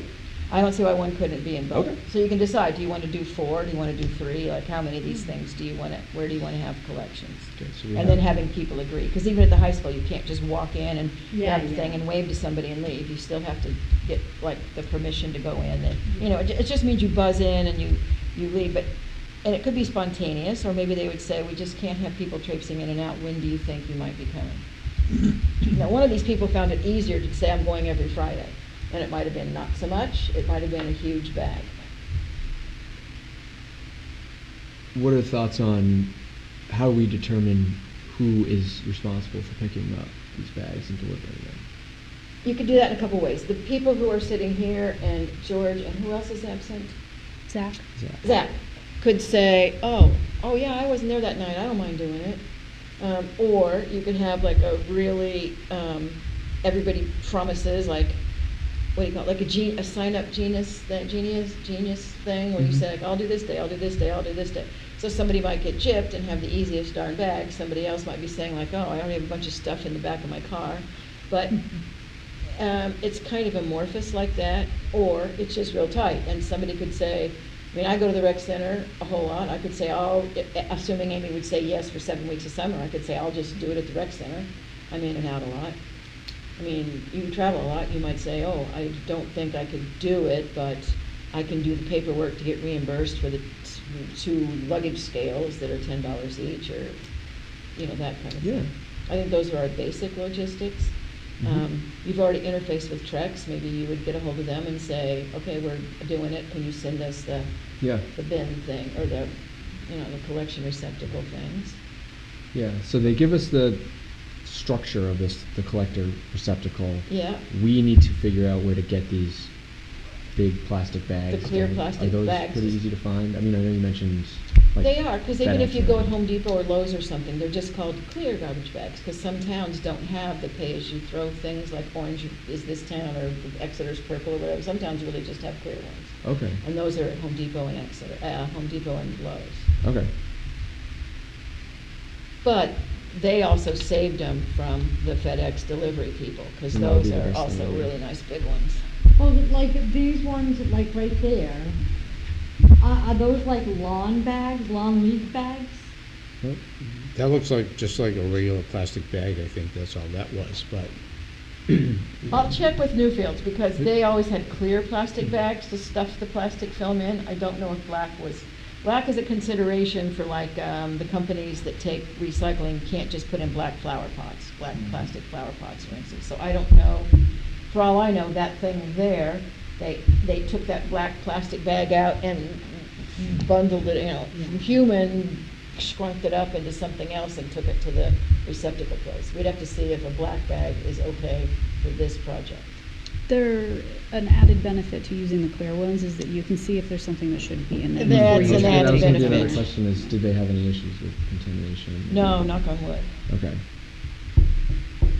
That goes with like awareness campaigns and like teaching people the right way. And people tend to like when they found out it was just that little flimsy plastic. Yeah. Then the barometer for that was if it's sitting here and you scrunch it up and you put it back down, does it go, kind of want to go, it has no memory, it just goes back Mhm. to where it was. Well, its memory takes it back to where it was, it doesn't stay in the shape you put it. Right. Stretchy. Right. Yeah, Mhm. saran wrappy or whatever you want to call it. Mhm. Bread wrappery, unless you get Sonky's juniper cottage bread, which doesn't come in plastic. Hmm. Um, I know that.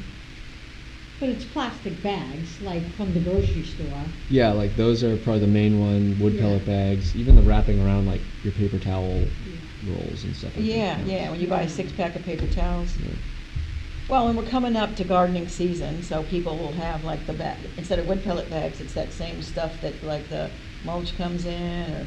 That's a good question if those count though, because there's like a different liner on those. I would. Yeah, that'd be a good question to find out. I can check with Trex on that one. Yeah, ask them that. Ask them about like lawn food bags or grass seed bags. Pet food bags. Yeah. I know pet stores often take them back, but I think Oh, really? I think they fall into those similar category of like the lining and stuff. Exactly, it might be a It's- problem. yeah. Well, ask Trex to send you copies of their promotional materials for the bench project. They actually have some. Some of them. I could. So it's probably some of the bulleted points include this, not that. Yeah, yeah. It was like a one-page brochure or something. So that's I can one forward it thought to for you. Turtle Fest, if we thought we wanted to do it for May 9th.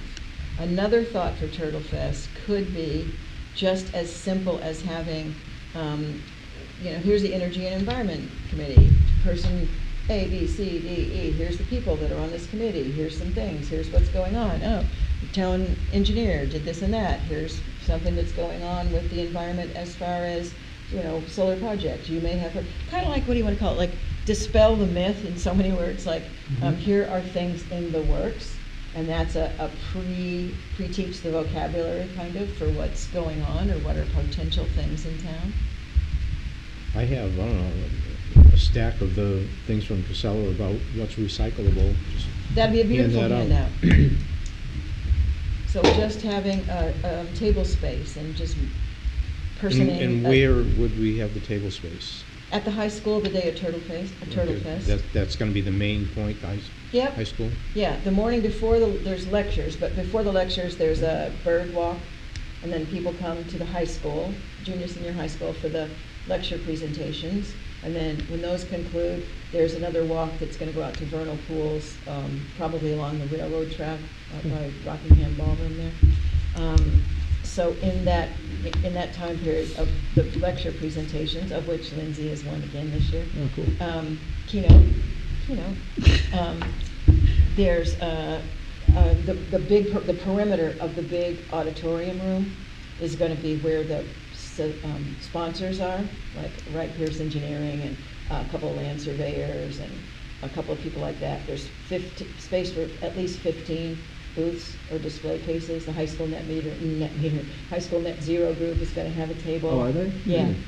So it could be one of those. And that would require a volunteer, like 9 until noon, 9 until 11:30. Maybe we should get some turtle-shaped candies to hand out. Oh, those Candy, little is that the lesson pecan from the caramel backyard candies. Well, certainly those things from Casella talk about what can you hand out or not, or what That, can you toss and if away. we also have, if we can get this Trex thing going, we can be handing out, something Yeah. about that, where the collection points are and what is and what is not acceptable into the, perhaps whatever the Trex Yeah. people give you there. You can hand that out. That's a good idea. With a nice thank you to the, let's say, post office, library, and the rec Mhm. center for being deposit places. Or Right. whoever, we would know by then where we're gonna have these receptacles Yeah. from Trex. Yeah, it gives us April to finalize where we're gonna have this stuff.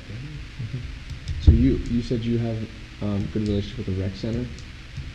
So would you be willing I to? can ask the rec center if That'd we be can great. have one there. Yeah, and I can try to the net zero group for the school. Yeah, you did the net zero group. And I've been chatting a little bit with the library about another idea, so I can. Yeah, it's the try to do library. as well. Mhm. We can do. I can man the booth on May 9th if you guys need a booth man. Yeah, we'd love that, yeah. That'd be I'm grand. gonna try and go too, so. Okay. Might the transfer station be a good spot too? It's kind of weather dependent. I don't think it would, because you gotta keep it dry. Yeah, I wouldn't think so. Okay. Also, I would be well, I always be careful of like people that work for the town, well, Amy works for the town, but the transfer station has, here's the Mr. Fox thing, here's you giving your check to the guy to say, I'm gonna throw away my thing over there, and here's all these people coming to brush, and people coming to metal, and then he has to run and say, no, light bulbs go over here, da, da, da. Like, having another thing, to have people put a more thing, puts a burden on a person that's working for the town in so many already capacities. That came up today from Rick. Well, and if you stop and think of all the things, like how many times have we thought of something and, oh, we just need this invasive plant chopped down, Rick, and he's gracious as all get out, as is Karen. But they're gracious like, sure, and then it's like, oh, what are they thinking? Yeah. And yet to say, do it volunteers, then it makes more work for them because the volunteers kind of do it wrong or just kind of leave it laying there because they didn't realize, like, oh my God, it's just a little bush, but it's a big pile of crap once you prune it. Well, Karen has a truck, let's ask her. And Karen's busy monitoring 2 new summer interns or whatever it is. So I'm really careful about what are we asking people to do. Yep. When Yeah, we I have the thought about capacity to do it. volunteers for the transfer station too, but I don't know if that's, maybe I'll have to. If you don't want to have volunteers at the transfer station, hold it till we can get a swap shop there, because the swap shop needs volunteers big time. So Yeah. don't burn them out on volunteers that they got to watch out for falling in the big bin or whatever. Yeah. And where do the volunteers park? Because when you pull in and there's a You're in the Mr. way Mr. immediately. Fox guy and a light bulb guy and a guy going up to the metal and whatever, then it's like, who are those 3 cars? Oh, they're volunteering. For what? Yeah. Okay. So you're doing library and high school net zero. Yes. I'm gonna do Amy, and you want me to try PTA or elementary school?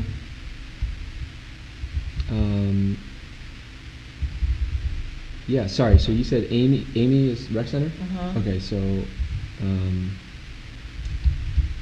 mean, the post office has a bin for food pantry donations. I don't know if they want another one. okay, so maybe put them as like a backup? They work for Newfields, but that post office is way different than, I see, okay. So PTA is a facility that's different than the rec Parent center? Teacher Association. Yeah, is yeah. people through the elementary school. And there's a space for them? Or No, oh, but okay. they have, Oh, I see. you know, a rapport, let's say. Okay. Yeah, if you could reach out to those, Okay. so the rec center and the PTA on this, Mhm. that would be great. And then I can do the library and the school. And then Library 4 and should high be school. plenty, I think. Oh, yeah. Because, don't forget, there has to be an agreement that who's gonna go fetch the stuff Yeah. and weigh it and send it off to Market Basket, Hannaford, or Shaw's. So probably reasonable to think we'd have, if we need to get those scales, 2 scales, 1 person that is the designated delivery pickup person just has the scale. And they have to do. Newfields had 2 scales, and they kept them in their car, and then when they were out doing their thing, they got their stuff and took it to the grocery stores. Yeah. Okay. And they got 500 pounds? In 4 months, 1 week. Feel like a lot of deliveries, or? Yeah, I mean, how much does the plastic weigh? You're Not gonna be much. shocked. I was dazzled by this because it's just a little thing. And it was a mindset thing too. Because when it first started, it was like, oh, this one little bread wrapper, what the heck, it's not gonna matter. And then when the first things were weighed, it was like, that's a whole bunch of little things that you didn't think mattered. Yeah. This is a multifaceted benefit to me. I mean, you get the bench, you raise awareness for plastic recycling, and potentially clean up our recycling and trash. Well, Is it- and the other side, the marketing side, it's visibility for Energy and Environment Committee. So then other things that you're doing that are bigger, It's a good- that it's require like more changing attention. things. Yeah. It takes on a persona and a face for the committee. Because some of the things here take tons of work, but nobody knows about all the work. Will And so much this of work. campaign have an end date? If it did, it's from Trex, and I don't know, and I don't think so. They didn't ever say, like, we're not doing this anymore after 2028 or something, right? I've never heard of the deadline. I can ask her. They ask that you do it enough, you do enough that they know somewhere, town X is doing it, and they've got this thing going on for 6 months. No, I'm saying an end date for us to, I mean, We have They- to. You 6 months, register right? and say, you got 6 months. So if oh, we started. okay, so May it 30th. is a 6-month time. Right. Okay. And I don't know what happens if you don't make your commitment. You probably write to them and say, we're gonna need more time. They're not gonna say, well, throw all that stuff away that you collected for nothing. Take it back, yeah. I think I'm only guessing that they say you've got 6 months because in the back of their head, they have to crank out enough benches to meet the demand that they're gonna have from promoting, you're gonna get a free bench if you do this thing. They don't wanna have a town, a bunch of little kids sad because they put the stuff in the bin and then you gotta say, well, they're not making these benches I mean, anymore. if we didn't have it after 6 months, couldn't that all go towards the next 6 months? You would think register so. again for another 6 months? That would be a question to ask with your interface. Yeah. Well, But I I'm- think I you're was gonna be thinking- shocked at the amount of plastic that comes, that it weighs. It's a lot, I know. I'm just thinking that, eventually people lose interest in doing the pickups and whatever, okay? So now you got these bins out there and nobody's going out there to collect them and. Well, the people that, I will guarantee the people that have the bins call and say, this thing is in our way, or this thing is overflowing, or we thought you were coming, we waited for you, you said you're gonna come every Friday at 3, where are you? I think that's the importance of having the people that volunteer to do the pickup and delivery are committed to it, which Yeah. I assume would probably come from this By the committee. time, and Yeah. then they retire. or something. Yeah. Yes. Well, you can, Sadly, I'm not for 4 retired, months so, at least. yeah. From May, June, July, August, September, October. Yeah. We can probably solve that one. Another question I had on this was, so if we have, Go back real quick, you're gonna be Oh. there May 9th. Yep. Yeah, there you go. Whatever fits in front of Oh, no, I in the know. back of a Okay. Toyota Camry, Yeah. I can pick up also. yeah, I appreciate it, yeah, we can, I don't have a pickup though, I just have my Well, Toyota. I'll take any big bunch of stuff, I'll be happy to take it wherever it needs to go. I'm Thank pretty you. strong All right. too. yeah, we'll figure that one out in terms of. That's who's- something I should ask. I'll ask them, and I'll email the answer. How much, can I see their spreadsheet? Do they still have a spreadsheet kicking around? Or how much was the average thing that you pulled out of one of your collection Yeah, how much sites? does it weigh? Yeah, much. was it Okay. like 5 pounds, and it took that many weeks of 5 pounds? I'll see how much did a bag typically weigh. I have more than a trash bag's worth of plastic in my basement, like, I bring it to the grocery You store. little hoarder, you. Well, you can't, no, because I can't fit it all in the bin. So I don't have contacts with Hannaford's to bring it to around the back. I bet they've But got can- I a can- camera on that now that people know, like, what, around the Yeah. back? Ooh. Yeah. I will weigh and get back to you. though. Yeah, do it, it'd be interesting. But I'm shocked at auctions, it'll be something a little dinky Ziploc thing of like old cruddy gold necklaces, and it's like, how many grams is that? Oh, that little thing was like $590. Like, it doesn't feel like much, Yeah, and yeah. all those little grams add up. Mhm. Keep it out of there. But I'll Mine ask, is- how much was the biggest, Okay. the heaviest time ever? I assume a trash bag is still probably not more than 5 pounds. Well, that's what we can do. We can have a little raffle and say, like, guess the weight of the person at That's those a old great fairs. idea. Yeah, Ooh. Turtle guess. Oh, Yes. yeah.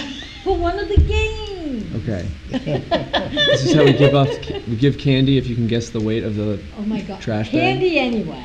Everybody Candy deserves regardless. some candy. Okay. I'll look on Amazon tonight to see if there's turtle-shaped candies. I'm sure there's everything. Okay. So just my question was around, so if we have 4 locations or 3, and we have a goal is a bench, where do we put the bench?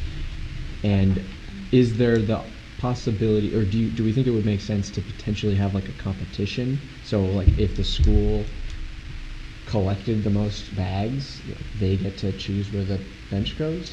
There's a few regulations about that. If you're gonna put it on conservation land, you ask the conservation land, can we put a bench here? If you wanna do, it wouldn't be a Trex bench, but the town council approves if you're saying, I want a memorial bench for a purpose. They have naming conventions and location conventions. So I don't know what we could do as far as saying like, oh, I would think for the first time, don't get involved with who had the most. It's Okay. gonna be enough to do to say, I will go all the time to this place or that Yeah. place.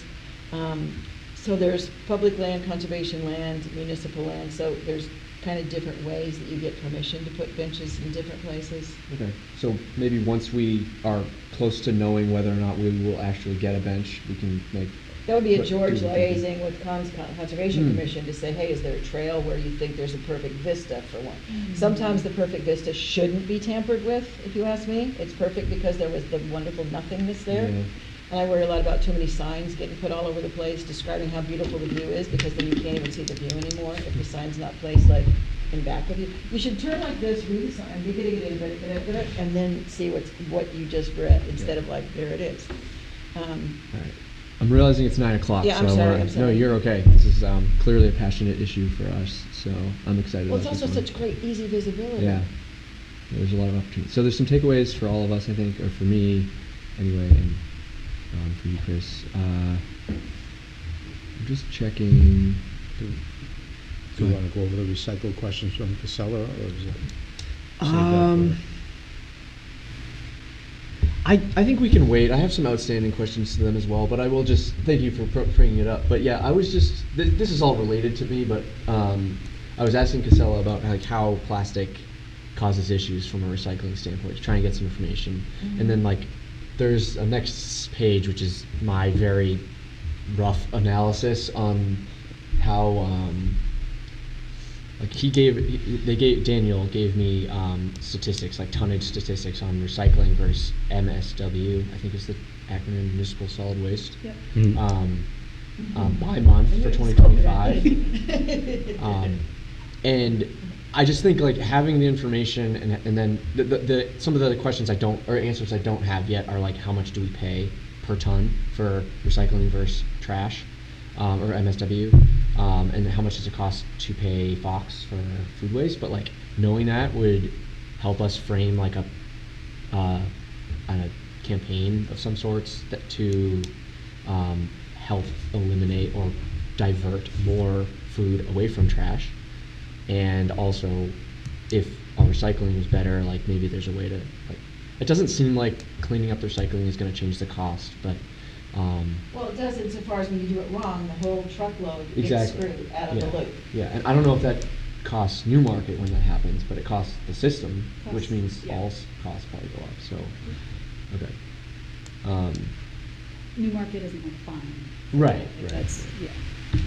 Maybe we should be. Yeah. So I was trying to get some information about that, and I wanted to just share it, but we are well past time, so.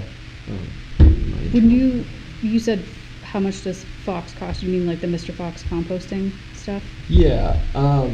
Yeah. Because that's not a Casella question, it's a Right. separate, okay.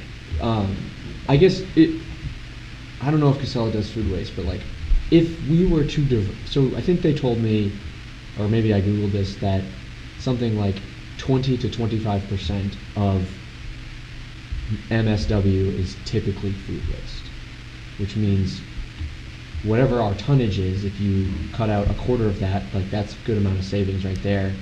But then you have to pay to get rid of the food waste. So it's not like a complete, it's not like your cost goes to zero there. Right.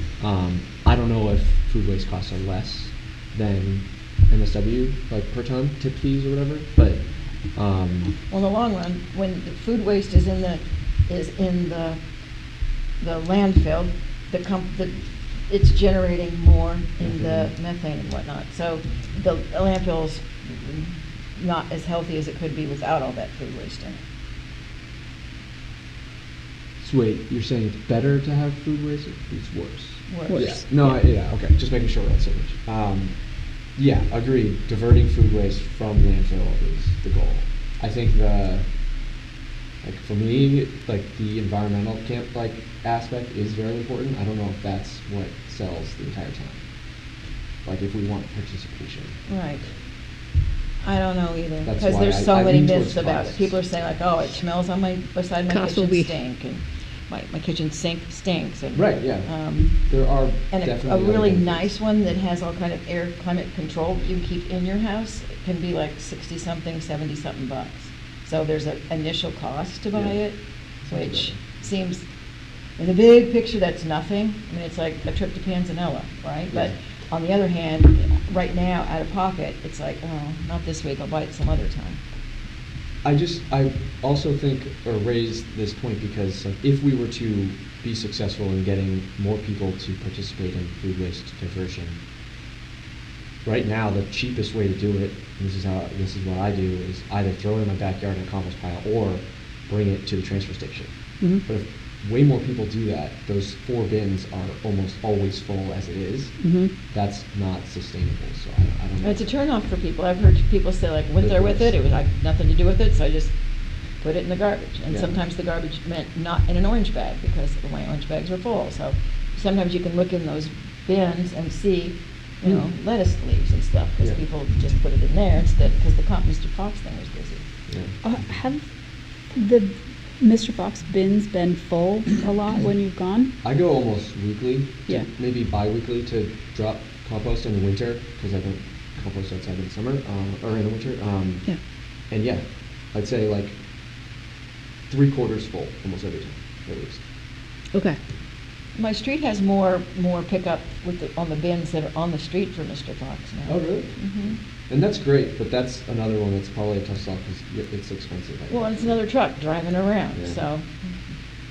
Yeah, I do it at my house, but we don't, in my town, we don't have it at the transfer station, so I don't have I that don't as have an option. Mm. So good to know that they've been full. I know we've already increased the number of bins that we've had in recent years because they've been full. Okay. But if we're currently at capacity and they're getting used more, maybe we should reevaluate and consider going with another bin or modifying the pickup time. I'm not sure how frequently they're picked up. Mhm. Maybe we could increase the frequency so they're not always full, Oh, but that'd be a good idea. I can ask more questions on that. Yeah, it hasn't been a problem, like they're not so Yet. overflowing, but yeah. Yeah. Exactly, yeah. What do they do with the compost bins and stuff? What's in Mr. Fox bins? What does the town do with it? The town does nothing with it. Mr. Fox Oh, so- comes, oh, just okay. like Casella comes to take the other cans that Rick calls them. Mr. Fox has their truck that comes and they dump everything from the bin into their truck and they take it to their facility for the commercial composting process. okay. And they do it there. Casella, as far as I know, Casella doesn't offer the Don't. organics option. So Mr. Fox is a way that the town can provide a service of people being able to use that. And I also use the curbside pickup at my house, so I collect it all there, and then the Mr. Fox truck comes every other Thursday, and I put it out at the curb with my trash and recycling bin, and they take it and goes to their facility. I think Fox and Casella and all of them do like the UNH food service waste, and food waste and whatnot. That's way different gets all scale that, than yeah. us. But maybe I can ask Ellen Snyder is taking the booth, or reserving the booths for the display tables for the Turtle Fest. If Mr. Fox is already involved, could E&E be in the proximate to Mr. Fox? Because that would be nice. People stopping could enjoy hearing all that information from us and from Mr. Fox. And if they're not, it could be something that maybe we reach out and see if they would like to be at Turtle Fest. Yeah, or even if they aren't available to be, maybe they can provide some The additional stuff, information yeah, that, yeah. like, with the Casella stuff, the committee can also be Yeah. providing, That's the ticket. these are the compost things that you can take advantage of at the transfer station. And that's kind of a nice extension of this committee offering them something instead of just Yeah. asking for things. Yeah. That's unreasonable. They're That quite sounds good. complimentary. Yeah, do we, who, is it Rick or who has our Mr. Fox contact? Rick, yeah, I will talk to Rick Okay. and maybe it'll be through me. Okay, great. Mhm. Thank you. Right, so I you hate to could do this, ask if guys, they're but I already. got it home for 9:15. Didn't Ellen? Yeah, take no, the I'm sorry we responsibility went of so getting late, all the but, booths lined up? Yeah, I Thank think you so. for coming. Okay, See so you I'll next time. email her tonight or tomorrow and say, because that's kind of a separate thing? Yeah. Okay. Yeah, let's pause on any other topics. We covered quite a bit here, and it's late, so, Next meeting, April 22nd? yep. And, yeah, April 22nd, and is there something? April 15th, I will send a follow-up, so the week before that. April 3rd, oh, yeah. Sorry, April 15th is a town council meeting where CPCNH will be there. Correct, 6 Which- o'clock. Yeah.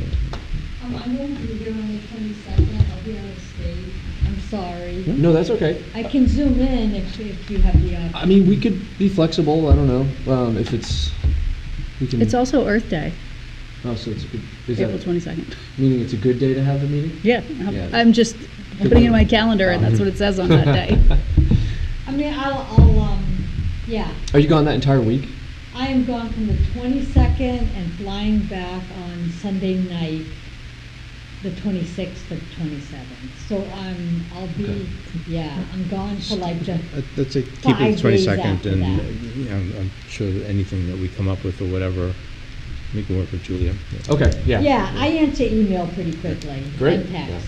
Ideally, by then, we'll have a good, solid plan for the Trex challenge. Okay, then and with I the will, booth, so we might. any need to- ideas that I have, I'll shoot off to you Yeah. in an email. Perfect. Oh, that's fun. Great. All right, so I think we are good to adjourn. Next meeting scheduled for April 22nd. All right. Anything else? Sounds Thank good to you. On that report, I'm so excited to see that. I bet. The Soul Smart one. Should one of us